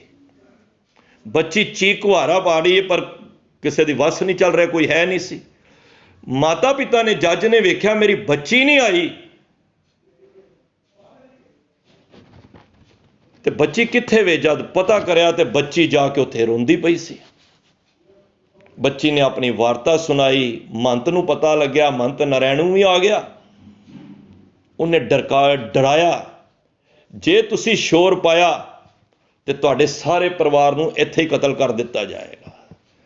ਦੇਖੋ ਭਾਈ ਗੁਰਦਾਸ ਜੀ ਬੜਾ ਵਧੀਆ ਕਹਿੰਦੇ ਨੇ, ਮਾਇਆ ਡਰ ਡਰਪੜ ਹਾਰ ਗੁਰਦੁਆਰੇ ਜਾਵੇ। ਬੰਦਾ ਮਾਇਆ ਦੇ ਡਰ ਤੋਂ, ਇਹ ਵਿਕਾਰਾਂ ਤੋਂ ਹਟਣ ਤੋਂ ਆਤੇ ਗੁਰਦੁਆਰੇ ਜਾਂਦਾ ਨਾ। ਪਰ ਮਹਾਰਾਜ ਕਹਿੰਦੇ ਨੇ, ਤਾਹਾਂ ਜੋ ਜਬ ਮਾਇਆ ਵਿਆਪੇ ਕਹਾਂ ਠਹਿਰਾਈਏ। ਜੇ ਇੱਥੇ ਆ ਕੇ ਵੀ ਮਾਇਆ ਸਾਨੂੰ ਪਕੜ ਲਈ ਤੇ ਫਿਰ ਅਸੀਂ ਕਿੱਥੇ ਜਾਵਾਂਗੇ? ਗੁਰੂ ਘਰ ਸੇਫ ਹੁੰਦੇ ਨੇ। ਗੁਰੂ ਘਰ ਵਿੱਚ ਬੰਦਾ ਬੰਦਗੀ ਕਰਨ ਜਾਂਦਾ, ਸੇਫ ਹੋਣ ਜਾਂਦਾ ਹੈ। ਤੇ ਜੇ ਗੁਰੂ ਘਰ ਹੀ ਕੁਕਰਮ ਹੋਣ ਲੱਗ ਪਏ ਤੇ ਬੰਦਾ ਦੱਸੋ ਕਿੱਥੇ ਜਾਏਗਾ? ਤਾਂ ਉਹਦੀ, ਕਿਉਂਕਿ ਜਿਹੜੇ ਪਾਪੀ ਲੋਕ ਹੁੰਦੇ ਨਾ, ਉਹਨਾਂ ਨੂੰ ਇਹ ਪਾਪ ਕਰਦਿਆਂ ਕੋਈ ਡਰ ਨਹੀਂ ਹੁੰਦਾ। ਪਾਪ ਬੁਰਾ ਪਾਪੀ ਕੋ ਪਿਆਰਾ। ਪਾਪ ਬੁਰਾ ਹੁੰਦਾ ਪਰ ਪਾਪੀ ਨੂੰ ਬੜਾ ਚੰਗਾ ਲੱਗਦਾ ਹੈ। ਔਰ ਧਾਰਮਿਕ ਸਥਾਨਾਂ ਦੇ ਉੱਤੇ ਇਹੋ ਜਿਹੇ ਕਾਰਜ ਹੁੰਦੇ ਪਏ ਨੇ। ਉਸ ਬੱਚੀ ਦੀ ਬੇਪਤੀ ਹੋਈ, ਉੱਤੋਂ ਡਰਾਵਾ ਦਿੱਤਾ ਗਿਆ। ਉਹਨੇ ਰਾਤੀ 12-1 ਵਜੇ ਦਾ ਟਾਈਮ ਸੀ, ਚੱਲ ਪਿਆ। ਹੁਣ ਜਿਹਦੀ ਬੱਚੀ ਨਾਲ ਐਸਾ ਮਾੜਾ ਕੰਮ ਹੋ ਜਾਏ, ਨਾ ਬੋਲਣ ਜੋਗਾ, ਸਟੇਸ਼ਨ ਤੇ ਆਇਆ, ਰਾਤ ਦਾ 1 ਵਜੇ ਦਾ ਸਮਾਂ ਸੀ, ਔਰ ਰੋ ਰਿਹਾ ਅੰਦਰੋਂ, ਕਰ ਕੁਛ ਸਕਦਾ ਨਹੀਂ ਸੀ ਕਿਉਂਕਿ ਰਾਤ ਸੀ ਮਸੰਦਾਂ ਦਾ। ਉੱਥੇ 2 ਗੁਰਸਿੱਖ ਸ੍ਰੀ ਸਾਹਿਬ ਪਾਈ ਪੂਰੇ ਬਾਣੇ ਵਿੱਚ ਸੀ। ਉਹਨਾਂ ਨੇ ਜਦ ਬੱਚੀ ਨੂੰ ਰੋਂਦਿਆਂ ਵੇਖਿਆ ਤੇ ਪੁੱਛਿਆ ਜੱਜ ਕੋਲੋਂ, ਤੇ ਕੋਈ ਨਾ ਬੋਲਿਆ। ਪਰ ਉਸ ਛੋਟੀ ਬੱਚੀ ਨੇ ਦੋਨੋਂ ਗੁਰਸਿੱਖਾਂ ਦੇ ਹੱਥ ਫੜ ਲਏ। ਉਹਨੇ ਸਾਰੀ ਵਾਰਦਾਤ ਉਸ ਰੋ ਕੇ ਆਪਣੀ ਬੱਚੀ ਨੇ, ਉਸ ਬੱਚੀ ਨੇ ਉਹਨਾਂ ਗੁਰਸਿੱਖਾਂ ਨੂੰ ਦੱਸੀ। ਗੁਰਸਿੱਖ, ਉਹਨਾਂ ਨੂੰ ਨਹੀਂ ਪਤਾ ਸੀ ਕਿ ਅੰਦਰ ਇਤਨੇ ਕੁਕਰਮ ਹੋ ਰਹੇ ਨੇ। ਦੇਖੋ ਗੁਰਦੁਆਰੇ ਜਾਂਦਾ ਬੰਦਾ ਮੈਲ ਲਾਹਣ ਵਾਸਤੇ, ਆਪਣੇ ਮਨ ਦੀ ਮੈਲ। ਜੇ ਉੱਥੇ ਹੀ ਚੜਨ ਲੱਗ ਪਏ ਤੇ ਫਿਰ ਬੰਦਾ ਜਾਏਗਾ ਕਿੱਥੇ? ਤੇ ਫਿਰ ਉਸ ਵੇਲੇ ਉਹਨਾਂ ਗੁਰਸਿੱਖ ਜਾਗੇ। ਉਹਨਾਂ ਨੇ ਸਾਰਿਆਂ ਨੂੰ ਇਕੱਠਾ ਕੀਤਾ। ਇਹ ਪਤਾ ਲੱਗਿਆ ਕਿ ਭਾਈ ਇਹ ਹੁਣ ਧਾਰਮਿਕ ਸਥਾਨ ਨਹੀਂ ਰਹੇ, ਇੱਥੇ ਤੇ ਬਹੁਤ ਕਹਿਰ ਮਚ ਰਿਹਾ ਹੈ। ਤੋ ਇਹ ਸਮਾਂ ਬੀਤਦਾ ਗਿਆ, ਲੇਕਿਨ ਸਿੱਖਾਂ ਦੇ ਅੰਦਰ ਬੜਾ ਰੋਸ ਸੀ। 26 ਜਨਵਰੀ ਸਨ 1921 ਵਿੱਚ ਅਕਾਲ ਤਖਤ ਵਿੱਚ ਇੱਕ ਬੜੀ ਵੱਡੇ ਪੱਧਰ ਤੇ ਇੱਕ ਮੀਟਿੰਗ ਬੁਲਾਈ ਗਈ, ਜਿਸ ਵਿੱਚ ਮਾਸਟਰ ਤਾਰਾ ਸਿੰਘ, ਹੋਰ ਵੱਡੇ ਵੱਡੇ ਲੀਡਰ ਇਸ ਦੇ ਵਿੱਚ ਸ਼ਾਮਲ ਹੋਏ। ਇੱਕ ਮਤਾ ਪਾਸ ਹੋਇਆ, ਔਰ ਮਤਾ ਇਹੀ ਸੀ ਕਿ ਨਰੈਣ ਦੀ ਜਿਹੜੀ ਹੱਦ ਤੋਂ ਜ਼ਿਆਦਾ ਨੀਵੀਆਂ ਗੱਲਾਂ ਨੇ, ਇਹਦੇ ਉੱਤੇ ਠੱਲ ਪਾਈ ਜਾਏ। ਤੇ 1 ਮਾਰਚ ਸੋਚਿਆ ਕਿ 5 ਔਰ 6 ਮਾਰਚ ਨੂੰ 1921 ਵਿੱਚ ਅਸੀਂ ਇਹਦੇ ਕੋਲ ਜਾਵਾਂਗੇ, ਇਹਨੂੰ ਪਿਆਰ ਨਾਲ ਸਮਝਾਵਾਂਗੇ, ਭਾਈ ਤੂੰ ਗੁਰਦੁਆਰਿਆਂ ਤੋਂ ਆਪਣਾ ਡੇਰਾ ਚੁੱਕ ਲੈ, ਨਹੀਂ ਤੇ ਫਿਰ ਸਾਨੂੰ ਐਕਸ਼ਨ ਲੈਣਾ ਪਏਗਾ। ਇਹਦੀ ਸੁੰਘ ਉਹਦਾ ਕੋਈ ਸੂਈਆ ਹੋਣਾ। ਉਹ ਜਾ ਕੇ ਨਰੈਣੂ ਨੂੰ ਦੱਸ ਦਿੱਤੀ ਕਿ ਵੀ ਤੇਰੇ ਖਿਲਾਫ ਸਾਰੀ ਸਿੱਖ ਸੰਗਤ, ਇਹ ਜਿਹੜੀ ਅਕਾਲੀ ਦਲ ਹੈ, ਸ਼੍ਰੋਮਣੀ ਗੁਰਦੁਆਰਾ ਪ੍ਰਬੰਧਕ ਕਮੇਟੀ, ਉਸ ਵੇਲੇ ਹੀ ਹੋਣ ਦੀ ਚਾਹੀ ਸੀ। ਤੇ ਉਹਨਾਂ ਨੇ ਕਿਹਾ ਬਈ ਸਾਰੇ ਇਕੱਠੇ ਹੋ ਰਹੇ ਨੇ ਤੇ ਤੇਰੇ ਕੋਲ ਸਮਾਂ 5-6 ਮਾਰਚ ਤੱਕ। ਉਹਨੇ ਇਸ ਦਰਮਿਆਨ ਪਤਾ ਕੀ ਕੀਤਾ? ਸਾਰੇ ਬਦਮਾਸ਼ ਗੁਰਦੁਆਰੇ ਦੇ ਅੰਦਰ ਬੁਲਾ ਲਏ, ਔਰ ਪਠਾਨ ਔਰ ਸਾਰੇ ਸਮੱਗਰੀ, ਤੇਲ ਦੇ ਪੀਪੇ, ਕਟਾਰਾਂ, ਤਲਵਾਰਾਂ, ਗੰਡਾਸੇ, ਭਾਵ ਕਿ ਮਾਰਨ ਵਾਲੇ ਸ਼ਸਤਰ ਸਭ ਅੰਦਰ ਇਕੱਠੇ ਕਰਕੇ ਰੱਖ ਲਏ ਕਿ ਇਹ ਜਦੋਂ ਆਣਗੇ ਤੇ ਅਸੀਂ ਇਹਨਾਂ ਦੇ ਉੱਤੇ ਵਾਰ ਕਰਾਂਗੇ ਤੇ ਇਹਨਾਂ ਨੂੰ ਜਿੰਦਿਆਂ ਨਹੀਂ ਜਾਣ ਦੇਣਾ। ਕਿਉਂਕਿ ਸ਼ਹਿ ਕਿਹਦੀ ਸੀ? ਅੰਗਰੇਜ਼ਾਂ ਦੀ। ਅੰਗਰੇਜ਼ ਚਾਹੁੰਦੇ ਇਹੀ ਸਨ ਕਿ ਇਹ ਜਿਹੜੇ ਸੰਤ ਨੇ, ਮਹੰਤ ਨੇ, ਇਹਨਾਂ ਨੂੰ ਆਪਸ ਵਿੱਚ ਲੜਾਇਆ ਜਾਏ ਤੇ ਇਹ ਲੜਦੇ ਰਹਿਣਗੇ ਤੇ ਇਹਨਾਂ ਦੀ ਕਿਸੇ ਵੀ ਕੌਮ ਨੂੰ ਮਾਰਨਾ ਹੋਵੇ ਨਾ ਤੇ ਉਹਦੇ ਇਤਿਹਾਸ ਨੂੰ ਉਹਦੇ ਅੰਦਰ ਆਪਸ ਵਿੱਚ ਫਿੱਕ ਪਾ ਦਿਓ। ਤੇ ਉਸ ਵੇਲੇ ਸਿੱਖ ਬੜੇ ਜਜ਼ਬਾਤੀ ਹੋ ਗਏ। ਇਤਿਹਾਸ ਵਿੱਚ ਨਾਮ ਆਉਂਦਾ ਹੈ ਲਛਮਣ ਸਿੰਘ ਧਾਰੂਵਾਲ, ਕਰਤਾਰ ਸਿੰਘ ਝੱਬਰ, ਬੂਟਾ ਸਿੰਘ। ਇਹਨਾਂ ਤਿੰਨਾਂ ਨੇ ਕਿਹਾ ਕਿ ਭਾਈ ਇਹ 26 ਫਰਵਰੀ, 26 ਜਨਵਰੀ ਤੇ 4, 5, 6 ਮਾਰਚ ਤੇ ਬਹੁਤ ਦੂਰ ਹੈ। ਅਸੀਂ ਇਸ ਤਰ੍ਹਾਂ ਕਰਨੇ ਆ, ਅਸੀਂ ਅਰਦਾਸਾ ਸੋਧਨੇ ਆ ਤੇ ਅਸੀਂ ਮਾਰਚ ਨੂੰ ਨਹੀਂ ਵੇਖਣਾ। ਅਸੀਂ ਸਾਰੇ 17 ਫਰਵਰੀ ਨੂੰ ਅਰਦਾਸ ਕਰਕੇ ਆਪਣੇ ਆਪਣੇ ਪਿੰਡਾਂ ਤੋਂ ਸਰੀਰ ਲੈ ਕੇ ਅਰਦਾਸ ਸੋਧ ਕੇ ਅਸੀਂ ਨਨਕਾਣੇ ਦੀ ਧਰਤੀ ਨੂੰ ਆਜ਼ਾਦ ਕਰਾਉਣਾ ਹੈ। ਇੱਧਰ ਮਤਾ ਪਾਸ ਹੋਇਆ ਪਿਆ ਸੀ, ਉੱਧਰ ਇਹ ਸੁੰਗ ਲੱਗ ਗਈ ਕਿ ਲਛਮਣ ਸਿੰਘ ਦੀ ਅਗਵਾਈ ਵਿੱਚ ਬੰਦੇ ਨਨਕਾਣਾ ਸਾਹਿਬ ਦੀ ਤਰਫ ਆ ਰਹੇ ਨੇ ਤੇ ਉਹਦਾ ਪਿੰਡ ਸੀ। ਉੱਥੋਂ ਪਿੰਡ ਤੋਂ ਅਰਦਾਸ ਕੀਤੀ। ਚੰਦਰਕੋਟ ਜਗ੍ਹਾ ਸੀ ਜਿੱਥੇ ਸਾਰਿਆਂ ਨੇ ਮਿਲਣਾ ਸੀ।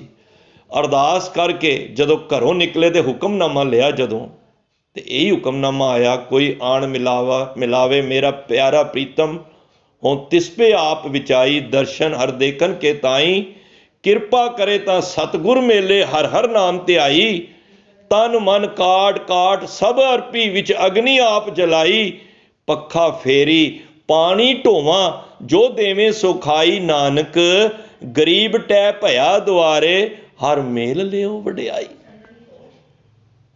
ਭਾਈ ਲਛਮਣ ਸਿੰਘ ਜੀ ਨਾਮ ਦੇ ਰਸੀਏ ਸਨ, ਗੁਰਮੁਖ ਸਨ, ਸਮਝ ਗਏ ਮਹਾਰਾਜ ਦਾ ਹੁਕਮ ਆ ਗਿਆ ਕਿ ਹੁਣ ਤਨ ਮਨ ਭਾਵੇਂ ਕਟਰ ਕੱਟ ਵੀ ਜਾਏ, ਹੁਣ ਗੁਰੂ ਦੇ ਲੇਖੇ ਲਾ ਦੇਣਾ। ਅਰਦਾਸ ਸੋਧ ਦਿੱਤੀ। ਇੱਧਰ ਬੂਟਾ ਸਿੰਘ ਜੀ ਨੇ ਵੀ ਜਦੋਂ ਚੱਲੇ ਘਰੋਂ ਚੰਦਰਕੋਟਵਾਲ ਤੇ 150-200 ਸਰੀਰ ਇਹਨਾਂ ਦੇ ਨਾਲ ਹੋ ਗਿਆ। ਉਧਰੋਂ ਕਰਤਾਰ ਸਿੰਘ ਝੱਬਰ ਦੇ ਨਾਲ ਵੀ 2-2.5 ਹਜ਼ਾਰ ਸਰੀਰ ਚੱਲ ਪਿਆ। ਇਧਰੋਂ ਸ਼੍ਰੋਮਣੀ ਕਮੇਟੀ ਨੂੰ ਪਤਾ ਲੱਗਿਆ, ਲਾਹੌਰ ਤੋਂ ਉਹਨਾਂ ਨੇ ਇੱਕ ਮਤਾ ਪਾਸ ਕੀਤਾ, ਇੱਕ ਚਿੱਠੀ ਲਿਖ ਕੇ ਦਿੱਤੀ,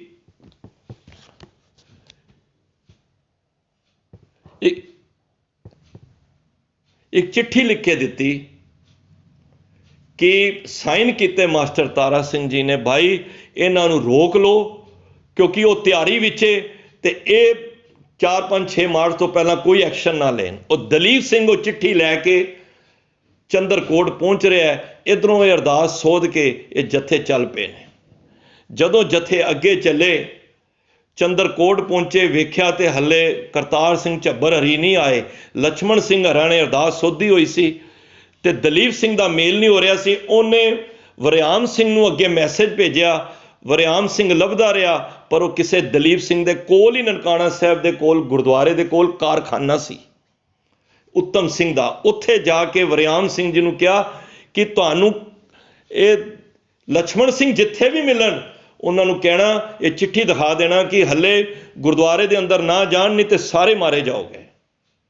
ਜਦੋਂ ਗੁਰਦੁਆਰੇ ਦੇ ਕੋਲ ਪਹੁੰਚਣ ਲੱਗੇ, ਵਰਿਆਮ ਸਿੰਘ ਨੇ ਉਹ ਚਿੱਠੀ ਦਿਖਾਈ, ਪਰ ਲਛਮਣ ਸਿੰਘ ਜੀ ਕਹਿੰਦੇ ਨਹੀਂ, ਹੁਣ ਅਸੀਂ ਅਰਦਾਸ ਸੋਧ ਕੇ ਨਿਕਲ ਪਏ ਹਾਂ, ਹੁਣ ਅਸੀਂ ਵਾਪਸ ਨਹੀਂ ਜਾਣਾ। ਉਹਨੇ ਬੜਾ ਸਮਝਾਇਆ ਪਰ ਜਿਉਂ ਹੀ 20 ਫਰਵਰੀ ਨੂੰ ਸਵੇਰੇ 5:45 ਵਜੇ ਦਰਵਾਜ਼ਾ ਖੋਲ੍ਹਿਆ, ਉਹ ਤਿਆਰੀ ਚ ਅੰਦਰ ਪੂਰੇ ਬੈਠੇ ਸਨ। ਇਹ 150 ਦੇ ਕਰੀਬ 180 ਸਰੀਰ ਸਨ। ਜਿਉਂ ਹੀ ਅੰਦਰ ਵੜੇ, ਜਦ ਪੂਰੇ ਦੀਵਾਨ ਹਾਲ ਵਿੱਚ ਪਹੁੰਚ ਕੇ ਉਹਨਾਂ ਨੇ ਬਾਹਰੋਂ ਗੇਟ ਦੇ ਤਾਲੇ ਮਾਰ ਦਿੱਤੇ, ਦਰਵਾਜ਼ੇ ਬੰਦ ਕਰ ਦਿੱਤੇ। ਭਾਈ ਲਛਮਣ ਸਿੰਘ ਜੀ ਮਹਾਰਾਜ ਦੇ ਸਰੂਪ ਤੇ ਬੈਠ ਕੇ ਜਿਉਂ ਕੀਰਤਨ ਸ਼ੁਰੂ ਹੋਣ ਲੱਗਾ, ਉਹਨਾਂ ਨੇ ਮਾਰ ਕਾਟ ਸ਼ੁਰੂ ਕਰ ਦਿੱਤੀ ਔਰ ਜਿਤਨੇ ਸ਼ਰੀਰ ਸਨ ਸਾਧ ਸੰਗਤ ਸਾਰਿਆਂ ਨੂੰ ਮਾਰਿਆ। ਔਰ ਇੱਥੋਂ ਤੱਕ ਸਰੂਪ ਤੇ ਵੀ ਮਹਾਰਾਜ ਤੇ ਗੋਲੀਆਂ ਲੱਗੀਆਂ। ਕਈ ਫੱਟੜ ਹੋ ਗਏ, ਕਈਆਂ ਦੀਆਂ ਹੱਡੀਆਂ ਪੀਸ ਦਿੱਤੀਆਂ, ਕੱਟ ਦਿੱਤੀਆਂ। ਇੱਥੋਂ ਤੱਕ ਸਰੂਪ ਤੇ ਬੈਠੇ ਗੋਲੀ लक्ष्मण सिंह ते भी चलाई। जद लक्ष्मण सिंह जी उठ के महाराज नूं गुरु ग्रंथ साहिब नूं जफा पा लिया, उन्होंने छुड़ा के जद बाहर आए तो उस महंत नरैणू ने अपनी किरपान दे नाल लक्ष्मण सिंह दा सीस धर तो बाहर कढ़ दिता। तुसी कदी ननकाना साहब जाओ ना, एक बड़ा दर्दनाक वो दृश्य सामने आता है कि बाहर जंड दा पेड़ है, उत्थे उसनूं सिर कटे नूं उल्टा टंग के ते अग ला के उन्होंने जिंदा जला दिता सी। ते सारियां नूं साध संगत जितने भी शरीर सन अंदर सारियां नूं मार दिता, किसी नूं तेल पा के, किसी नूं, क्योंकि उन्होंने किन्ने मन लकड़ मंगा रखी सी। एक कहर दी आंधी आ गई और एक भी शरीर नहीं बचा। जद पता लग्या मास्टर तारा सिंह जी नूं, करतार सिंह झब्बड़ नूं, उन्होंने एक ऐलान कर दिता सिख धर्म दे विच, भाई जिथे जिथे भी कोई सिख रहिंदा है, ये जो दर्दनाक घटना हुई है इनू सिख बर्दाश्त नहीं करनगे, हुण इह मसंदा तो असीं मुक्त करा के रवांगे। फिर जिथे जिथे सिख रहिंदे सन घरां विच शस्त्र लैके उस ननकाणे दी धरती ते पहुंचे।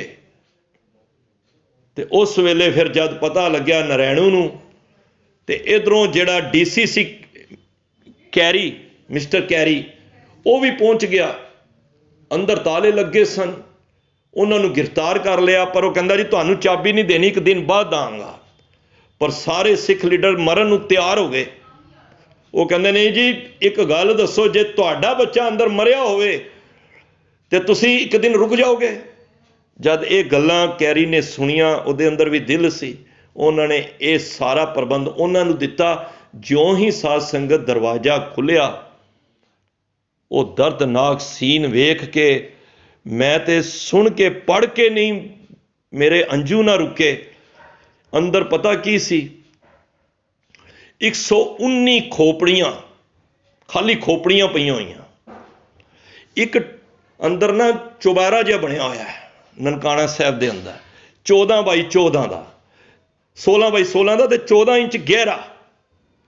वो पूरा खून दे नाल भर के ना, तो वह खून उस चोबे तो बाहर आ रहा है।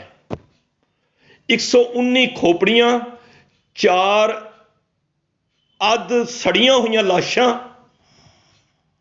और 7 खोपड़ियां इट्टां दे भट्ठे दे विच पईयां ने, 3 टोकरियां हड्डियां दियां, 10 टोकरियां मांस दियां। जद दरवाजा खोलिया साध संगत, ये दृश्य वेख्या ते भूबां निकल गईयां।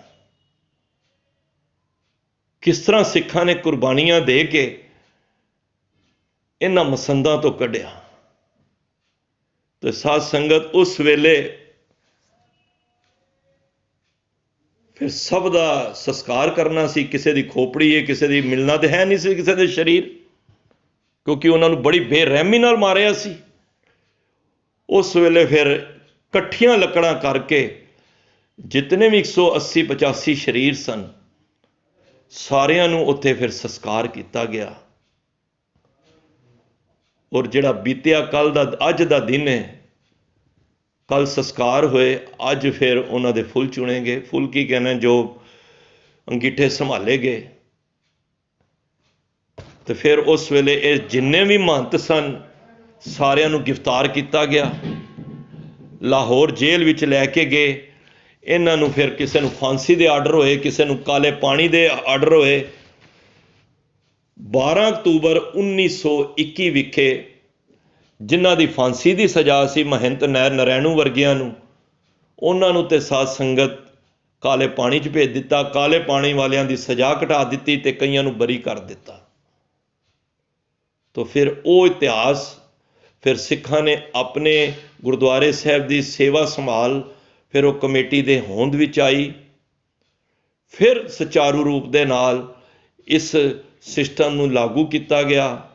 फिर अगों 1947 विच वंड हो गई, जो भारत और पाकिस्तान का पार्टीशन पै गया, जिन्हां दे बाबत अज भी असी अरदासां करने आ कि जिन्हां गुरुद्वारे गुरधामां खालसा पंथ तो विछोड़े गए ने, उन्हां दी सेवा संभाल ਗੁਰੂ ਘਰ ਨੂੰ ਬਖਸ਼ੀ ਜਾਵੇ, ਖਾਲਸਾ ਜੀ ਨੂੰ ਬਖਸ਼ੀ ਜਾਵੇ। ਕਿਉਂ? ਹਾਲਾਂਕਿ ਸੰਭਾਲ ਬਹੁਤ ਅੱਛੀ ਹੋ ਰਹੀ ਹੈ, ਪਰ ਗੁਰਪੰਥ ਖਾਲਸਾ ਕੋਲ ਇਹ ਆਵੇ ਤਾਂ ਮਹਾਰਾਜ ਨੇ ਕਾਫੀ ਹੱਦ ਤੱਕ ਸੁਣੀ ਉਸ ਅਰਦਾਸ ਨੂੰ। ਤੇ ਇਹ ਇਤਿਹਾਸ ਸਾਡੇ ਐਸੇ ਨੇ ਸਾਧ ਸੰਗਤ ਜਿਹੜੇ ਕਦੀ ਭੁਲਾਏ ਨਹੀਂ ਜਾ ਸਕਦੇ। ਅੱਜ ਉਸ ਇਤਿਹਾਸ ਦੇ ਨਾਲ ਅਸੀਂ ਜੁੜਨ ਦਾ ਯਤਨ ਕੀਤਾ ਹੈ। ਕਿਸ ਤਰ੍ਹਾਂ ਸਿੱਖਾਂ ਨੇ ਸ਼ਹਾਦਤਾਂ ਦੇ ਕੇ ਇਸ ਜੋ ਗਲਤ ਸਿਸਟਮ ਹੈ, ਅੱਜ ਵੀ ਅਸੀਂ ਇਸ ਤਰ੍ਹਾਂ ਦੇ ਸਿਸਟਮ ਅਸੀਂ ਅੰਦਰ ਵਾੜੀ ਜਾ ਰਹੇ ਹਾਂ ਜੋ ਗੁਰਮਤਿ ਦੇ ਅਨੁਸਾਰ ਨਹੀਂ ਨੇ। ਅਸੀਂ ਵਿਚਾਰਾਂ ਕਰੀ ਦੀਆਂ ਨੇ, ਗੁਰਮਤਿ ਦੀ ਗੱਲ ਕਰੀ ਦੀ ਹੈ, ਪਰ ਜਿਹੜੇ ਮਹੰਤ ਲੋਕ ਹੁੰਦੇ ਨੇ ਇਸ ਤਰ੍ਹਾਂ ਦੇ ਹੁੰਦੇ ਨੇ, ਕੋਈ ਝੂਠੇ ਡੇਰਾਵਾਦ ਵਾਲੇ ਹੁੰਦੇ ਨੇ। ਮੈਂ ਸਾਰੇ ਡੇਰੇਵਾਦ ਝੂਠੇ ਨਹੀਂ ਕਹਿ ਰਿਹਾ, ਜਿਹੜੇ ਝੂਠੇ ਨੇ ਉਹਨਾਂ ਨੂੰ ਦਰਦਾਂ ਹੁੰਦੀਆਂ ਨੇ। ਕਿਉਂ? ਉਹ ਮਰਿਆਦਾ ਤੋਂ ਉਲਟ ਚੱਲ ਰਹੇ ਨੇ, ਤਾਂ ਸਿਸਟਮ ਸਾਰਾ ਵਿਗੜ ਜਾਂਦਾ ਹੈ। ਇੱਥੇ ਤੇ ਆਵਾਜ਼ ਹੀ ਸਿਰਫ ਗੁਰੂ ਨਾਨਕ ਦੇ ਘਰ ਤੋਂ ਆਵਾਜ਼ ਆਉਂਦੀ ਹੈ ਕਿ ਭਾਈ ਇੱਥੇ ਸਾਂਝਾ ਉਪਦੇਸ਼ ਹੈ, ਸਾਰਿਆਂ ਵਾਸਤੇ ਇੱਕੋ ਜਿਹੀ ਆਵਾਜ਼ ਆਉਂਦੀ ਹੈ। ਤਾਂ ਉਸ ਗੁਰਦੁਆਰਿਆਂ ਦਾ ਸਿਸਟਮ ਅੱਜ ਗੁਰੂ ਮਹਾਰਾਜ ਦੀ ਕਿਰਪਾ ਦੁਆਰਾ ਬਹੁਤ ਹੀ ਸੁਚੱਜੇ ਢੰਗਾਂ ਨਾਲ ਚੱਲ ਰਿਹਾ ਹੈ। ਫਿਰ ਵੀ ਕਈ ਇਤਿਹਾਸ ਵਿੱਚ ਤਰੋੜ ਮਰੋੜ ਕਰਦੇ ਨੇ, ਪਰ ਗੁਰੂ ਸਾਹਿਬ ਕਿਰਪਾ ਕਰਨ, ਜਿਨ੍ਹਾਂ ਦਸਤਾਰਾਂ ਵਾਸਤੇ ਇਹ ਸਭ ਕੁਰਬਾਨੀਆਂ ਦਿੱਤੀਆਂ ਗਈਆਂ ਨੇ, ਜਿਨ੍ਹਾਂ ਸਿਸਟਮ ਵਾਸਤੇ ਅੱਜ ਵੀ ਅਸੀਂ ਅਰਦਾਸਾਂ 'ਚ ਕਹੀਦਾ ਨਾ, ਜਿਨ੍ਹਾਂ ਸਿੰਘਾਂ ਸਿੰਘਣੀਆਂ ਨੇ ਧਰਮ ਹੇ ਸੀਸ ਦਿੱਤੇ, ਬੰਦ ਕਟਾਏ, ਖੋਪਰੀਆਂ ਲੁਹਾਈਆਂ, ਚਰਖੜੀਆਂ ਤੇ ਚੜੇ, ਆਰਿਆਂ ਨਾਲ ਚਿਰਾਏ ਗਏ। ਅੱਗੋਂ ਕੀ ਕਹੀਦਾ? ਗੁਰਦੁਆਰੇ ਲਈ ਬੇਅੰਤ ਸੇਵਾ ਲਈ ਬੇਅੰਤ ਕੁਰਬਾਨੀਆਂ ਕੀਤੀਆਂ, ਧਰਮ ਨਹੀਂ ਹਾਰਿਆ, ਸਿੱਖੀ ਸਿਦਕ ਕੇਸਾਂ ਸਵਾਸਾਂ ਸੰਗ ਨਿਭਾਈ, ਤਿਨਾਂ ਦੀ ਪਵਿੱਤਰ ਕਮਾਈ ਵੱਲ ਧਿਆਨ ਧਰ ਕੇ ਖਾਲਸਾ ਜੀ ਸਾਹਿਬ ਬੋਲੋ ਜੀ ਵਾਹਿਗੁਰੂ।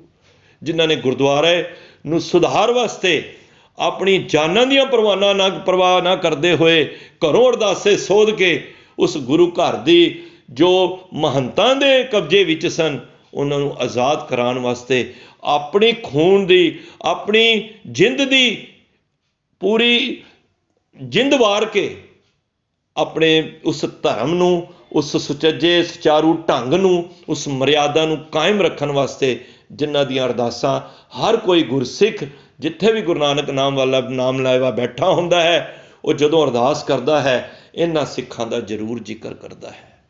ਤਾਂ ਉਸ ਨਨਕਾਣੇ ਦੀ ਧਰਤੀ 'ਤੇ ਜਿੱਥੇ ਮਹਾਰਾਜ ਦਾ ਪ੍ਰਕਾਸ਼ ਹੋਇਆ, ਉੱਥੇ ਇਹ ਸਿਸਟਮ ਵੀ ਕੁਝ ਸਮਾਂ ਰਿਹਾ। ਕੋਈ ਆਈ ਸੀ, ਖੂਨ ਦੀ ਲਹਿਰ ਆਈ ਸੀ, ਆਂਦੀ ਆਈ ਸੀ, ਪਰ ਗੁਰੂ ਸਾਹਿਬ ਨੇ ਸਿੱਖਾਂ ਨੂੰ ਫਿਰ ਜਾਗਰੂਕ ਕੀਤਾ, ਭਾਈ ਆਪਣੇ ਸਿਸਟਮ ਨੂੰ ਸੰਭਾਲੋ। ਅੱਜ ਹਰ ਕੋਈ ਪ੍ਰਚਾਰਕ ਬਣੇ, ਹਰ ਕੋਈ ਆਪਣੇ ਬੱਚਿਆਂ ਨੂੰ ਇਤਿਹਾਸ ਸੁਣਾਏ। ਖਾਲੀ ਮਾਇਆ ਦੀ ਦੌੜ ਵਿੱਚ ਨਾ ਅਸੀਂ ਲਾਉਂਦੇ। ਮੈਂ ਸ਼ੁਰੂ ਤੋਂ ਇਹੀ ਕਿਹਾ, ਕਿਧਰੇ ਅਸੀਂ ਵੀਜ਼ਿਆਂ ਦੀ ਲਾਈਨ 'ਚ ਹੀ ਨਾ ਲੱਗਦੇ ਰਹਿ ਜਾਈਏ, ਬੱਚਿਆਂ ਦੇ ਮਨਾਂ ਵਿੱਚ ਖਾਲੀ ਮਾਇਆ ਹੀ ਨਾ ਪਾਉਂਦੇ ਰਹੀਏ। ਬੱਚਿਆਂ ਦੇ ਅੰਦਰ ਕੁਝ ਇਹ ਵੀ ਜਜ਼ਬਾਤ ਪੈਦਾ ਹੋਣੇ ਚਾਹੀਦੇ ਨੇ ਕਿ ਸਿੱਖਾ ਤੂੰ ਇਤਿਹਾਸ ਜਿਸ ਵਿਰਸੇ ਨਾਲ ਤੂੰ ਜੁੜਿਆ ਹੈ ਉਹ ਬੜਾ ਅਮੋਲ ਹੈ। ਉਹ ਸਿੱਖੀ ਤੈਨੂੰ ਐਵੇਂ ਨਹੀਂ ਮਿਲੀ, ਇਹ ਕਿੱਥੇ ਦੁਕਾਨਾਂ 'ਤੇ ਜਾ ਕੇ ਕੇਸ ਕਤਲ ਕਰਨ ਵਾਸਤੇ ਨਹੀਂ ਮਿਲੀ। ਜਿਨ੍ਹਾਂ ਨੇ ਆਪਣਾ ਆਪ ਵਾਰ ਦਿੱਤਾ, ਦੇਖੋ ਕਿਸ ਤਰ੍ਹਾਂ ਗਰਦਨ ਤੋਂ, ਸੀਸ ਤੋਂ ਹਟਾ ਕੇ ਲਾ ਕੇ ਤਲਵਾਰ ਮਾਰ ਕੇ ਤੇ ਪੁੱਠਾ ਲਟਕਾ ਕੇ ਜੰਡ ਦੇ ਪੇੜ ਤੇ ਥੱਲੋਂ ਅੱਗ ਲਾ ਦੇਣੀ। ਸਾਧ ਸੰਗਤ ਪੁੱਠੀਆਂ ਖੱਲਾਂ ਲਵਾਈਆਂ, ਇਹ ਸਭ ਪੜ੍ਹਦੇ ਆ ਨਾ ਅਸੀਂ ਅਰਦਾਸਾਂ ਵਿੱਚ। ਇਹ ਸਾਰਾ ਦ੍ਰਿਸ਼ ਤੁਹਾਨੂੰ ਨਨਕਾਣੇ ਦੀ ਧਰਤੀ ਤੋਂ ਉਸ ਵੇਲੇ ਦੇ ਸਮੇਂ ਤੋਂ ਪ੍ਰਾਪਤ ਹੁੰਦਾ ਹੈ। ਤਾਂ ਗੁਰੂ ਮਹਾਰਾਜ ਕਿਰਪਾ ਕਰਨ, ਜਿਨ੍ਹਾਂ ਦੀ ਯਾਦ ਵਿੱਚ ਅਸੀਂ ਅੱਜ ਦਾ ਇਹ ਦਿਹਾੜਾ ਮਨਾਉਣ ਦਾ ਯਤਨ ਕੀਤਾ ਹੈ, ਉਹਨਾਂ ਨੂੰ ਅਸੀਂ ਸਦਾ ਹੀ ਨਮਸਕਾਰ ਕਰੀਏ, ਨਕਮਸਤਕ ਹੋਈਏ ਔਰ ਉਹਨਾਂ ਦੇ ਜੀਵਨ ਵਿੱਚੋਂ ਸੇਧ ਲਈਏ ਕਿ ਹੇ ਸਤਿਗੁਰੂ ਗੁਰੂ ਨਾਨਕ ਪਾਤਸ਼ਾਹ, ਇਹ ਜਿਹੜੇ ਵੀ ਮਸੰਦ ਨੇ, ਜਿਹੜੇ ਵੀ ਮਾੜੀ ਬੁੱਧੇ ਨੇ, ਇਹਨਾਂ ਦੀ ਬੁੱਧੀ ਨੂੰ ਠੱਲ ਪਾਓ ਤੇ ਆਪਣੇ ਪਰ ਸੇਵਾ ਸਿਮਰਨ ਸਾਡੇ ਕੋਲ ਵੱਧ ਕਰਾਓ। ਅਸੀਂ ਕਿਸੇ ਦਾ ਬੁਰਾ ਨਹੀਂ ਚਿਤਵਦੇ, ਅਸੀਂ ਸਭ ਨਾਲ ਪਿਆਰ ਚਾਹੁੰਦੇ ਹਾਂ। ਕੋਈ ਵੀ ਦੇਖੋ ਸਿੱਖ ਜਿਹੜੇ ਵੀ ਨਿਕਲੇ ਸੀ ਘਰੋਂ ਅਰਦਾਸਾਂ ਕਰਕੇ, ਉਹ ਮਾੜੇ ਵਾਸਤੇ ਨਹੀਂ, ਪਰ ਮਾੜੀ ਸੋਚ ਸੀ ਜਿਨ੍ਹਾਂ ਦੀ, ਜ਼ੁਲਮ ਦੇ ਖਿਲਾਫ ਨਿਕਲੇ ਸਨ। ਕਿਸੇ ਪਰਟੀਕੂਲਰ ਬੰਦੇ ਨੂੰ, ਕਿਸੇ ਵਿਰਸੇ ਨੂੰ, ਕਿਸੇ ਧਰਮ ਦੇ ਫਿਰਕੇ ਨੂੰ ਮਾਰਨ ਵਾਸਤੇ ਨਹੀਂ ਨਿਕਲੇ ਸਨ। ਉਹ ਜਿਹੜਾ ਸਿਸਟਮ ਉਹਨਾਂ ਨੇ ਗੁਰੂ ਘਰ ਦੀ ਮਰਿਆਦਾ ਨੂੰ ਭੰਗ ਕੀਤਾ ਸੀ, ਜਿੱਥੇ ਸ਼ਰਾਬਾਂ ਚਲਦੀਆਂ ਸਨ, ਜਿੱਥੇ ਕੰਜਰੀਆਂ ਦੇ ਡਾਂਸ ਹੁੰਦੇ ਸਨ, ਉਸ ਮਰਿਆਦਾ ਨੂੰ ਖਤਮ ਕਰਨ ਵਾਸਤੇ, ਉਸ ਤੋਂ ਆਵਾਜ਼ ਆਉਣ ਵਾਸਤੇ ਕਿ ਨਾਮ ਦੀ ਆਵਾਜ਼ ਆਵੇ, ਉਸ ਨੂੰ ਬੁਲੰਦ ਕਰਾਉਣ ਵਾਸਤੇ ਆਪਣੇ ਘਰਾਂ ਨੂੰ ਨਹੀਂ ਵੇਖਦੇ ਹੋਏ, ਉਹਨਾਂ ਨੇ ਸ਼ਹਾਦਤ ਦੇ ਜਾਮ ਪੀਤੇ ਔਰ ਸਾਨੂੰ ਇਹ ਸਮਝਾ ਦਿੱਤਾ ਕਿ ਭਾਈ ਜੇ ਧਰਮ ਹੋਏਗਾ ਤੇ ਤੁਸੀਂ ਹੋ, ਜੇ ਧਰਮ ਹੀ ਨਹੀਂ ਹੋਇਆ ਤੇ ਅਸੀਂ ਕਿਸ ਕੰਮ ਦੇ ਹਾਂ। ਤਾਂ ਗੁਰੂ ਮਹਾਰਾਜ ਨੇ ਅੱਜ ਦੇ ਦਿਨ ਇਹਨਾਂ ਦੇ ਸਭ ਦੇ ਸੰਸਕਾਰ ਹੋਏ ਹਨ। ਮਹਾਰਾਜ ਕਿਰਪਾ ਕਰਨ ਸਾਨੂੰ ਉਹਨਾਂ ਵਿੱਚੋਂ ਕਿਨਕਾ ਭਰ ਸਾਡੀ ਵੀ ਝੋਲੀ ਵਿੱਚ ਇਹ ਦਾਤ ਪਵੇ, ਅਸੀਂ ਵੀ ਉਸ ਪਿਆਰ ਦੇ ਵਿੱਚ, ਗੁਰੂ ਦੇ ਪਿਆਰ ਵਿੱਚ ਰਹੀਏ। ਕਿੱਥੇ ਕੋਈ ਮਾੜਾ ਵਿਕਾਰ ਆਵੇ ਅਸੀਂ ਵੀ ਗੁਰੂ ਦੇ ਚਰਨਾਂ 'ਚ ਅਰਦਾਸ ਕਰੀਏ, ਸਤਿਗੁਰੂ ਸਾਨੂੰ ਵੀ ਇਹ ਵਿਕਾਰਾਂ ਤੋਂ ਠੱਲ ਪਾਓ, ਅਸੀਂ ਵੀ ਤੁਹਾਡੇ ਨਾਮ ਦੇ ਨਾਲ ਜੁੜ ਸਕੀਏ। ਬੇਅੰਤ ਭੁੱਲਾਂ ਗਲਤੀਆਂ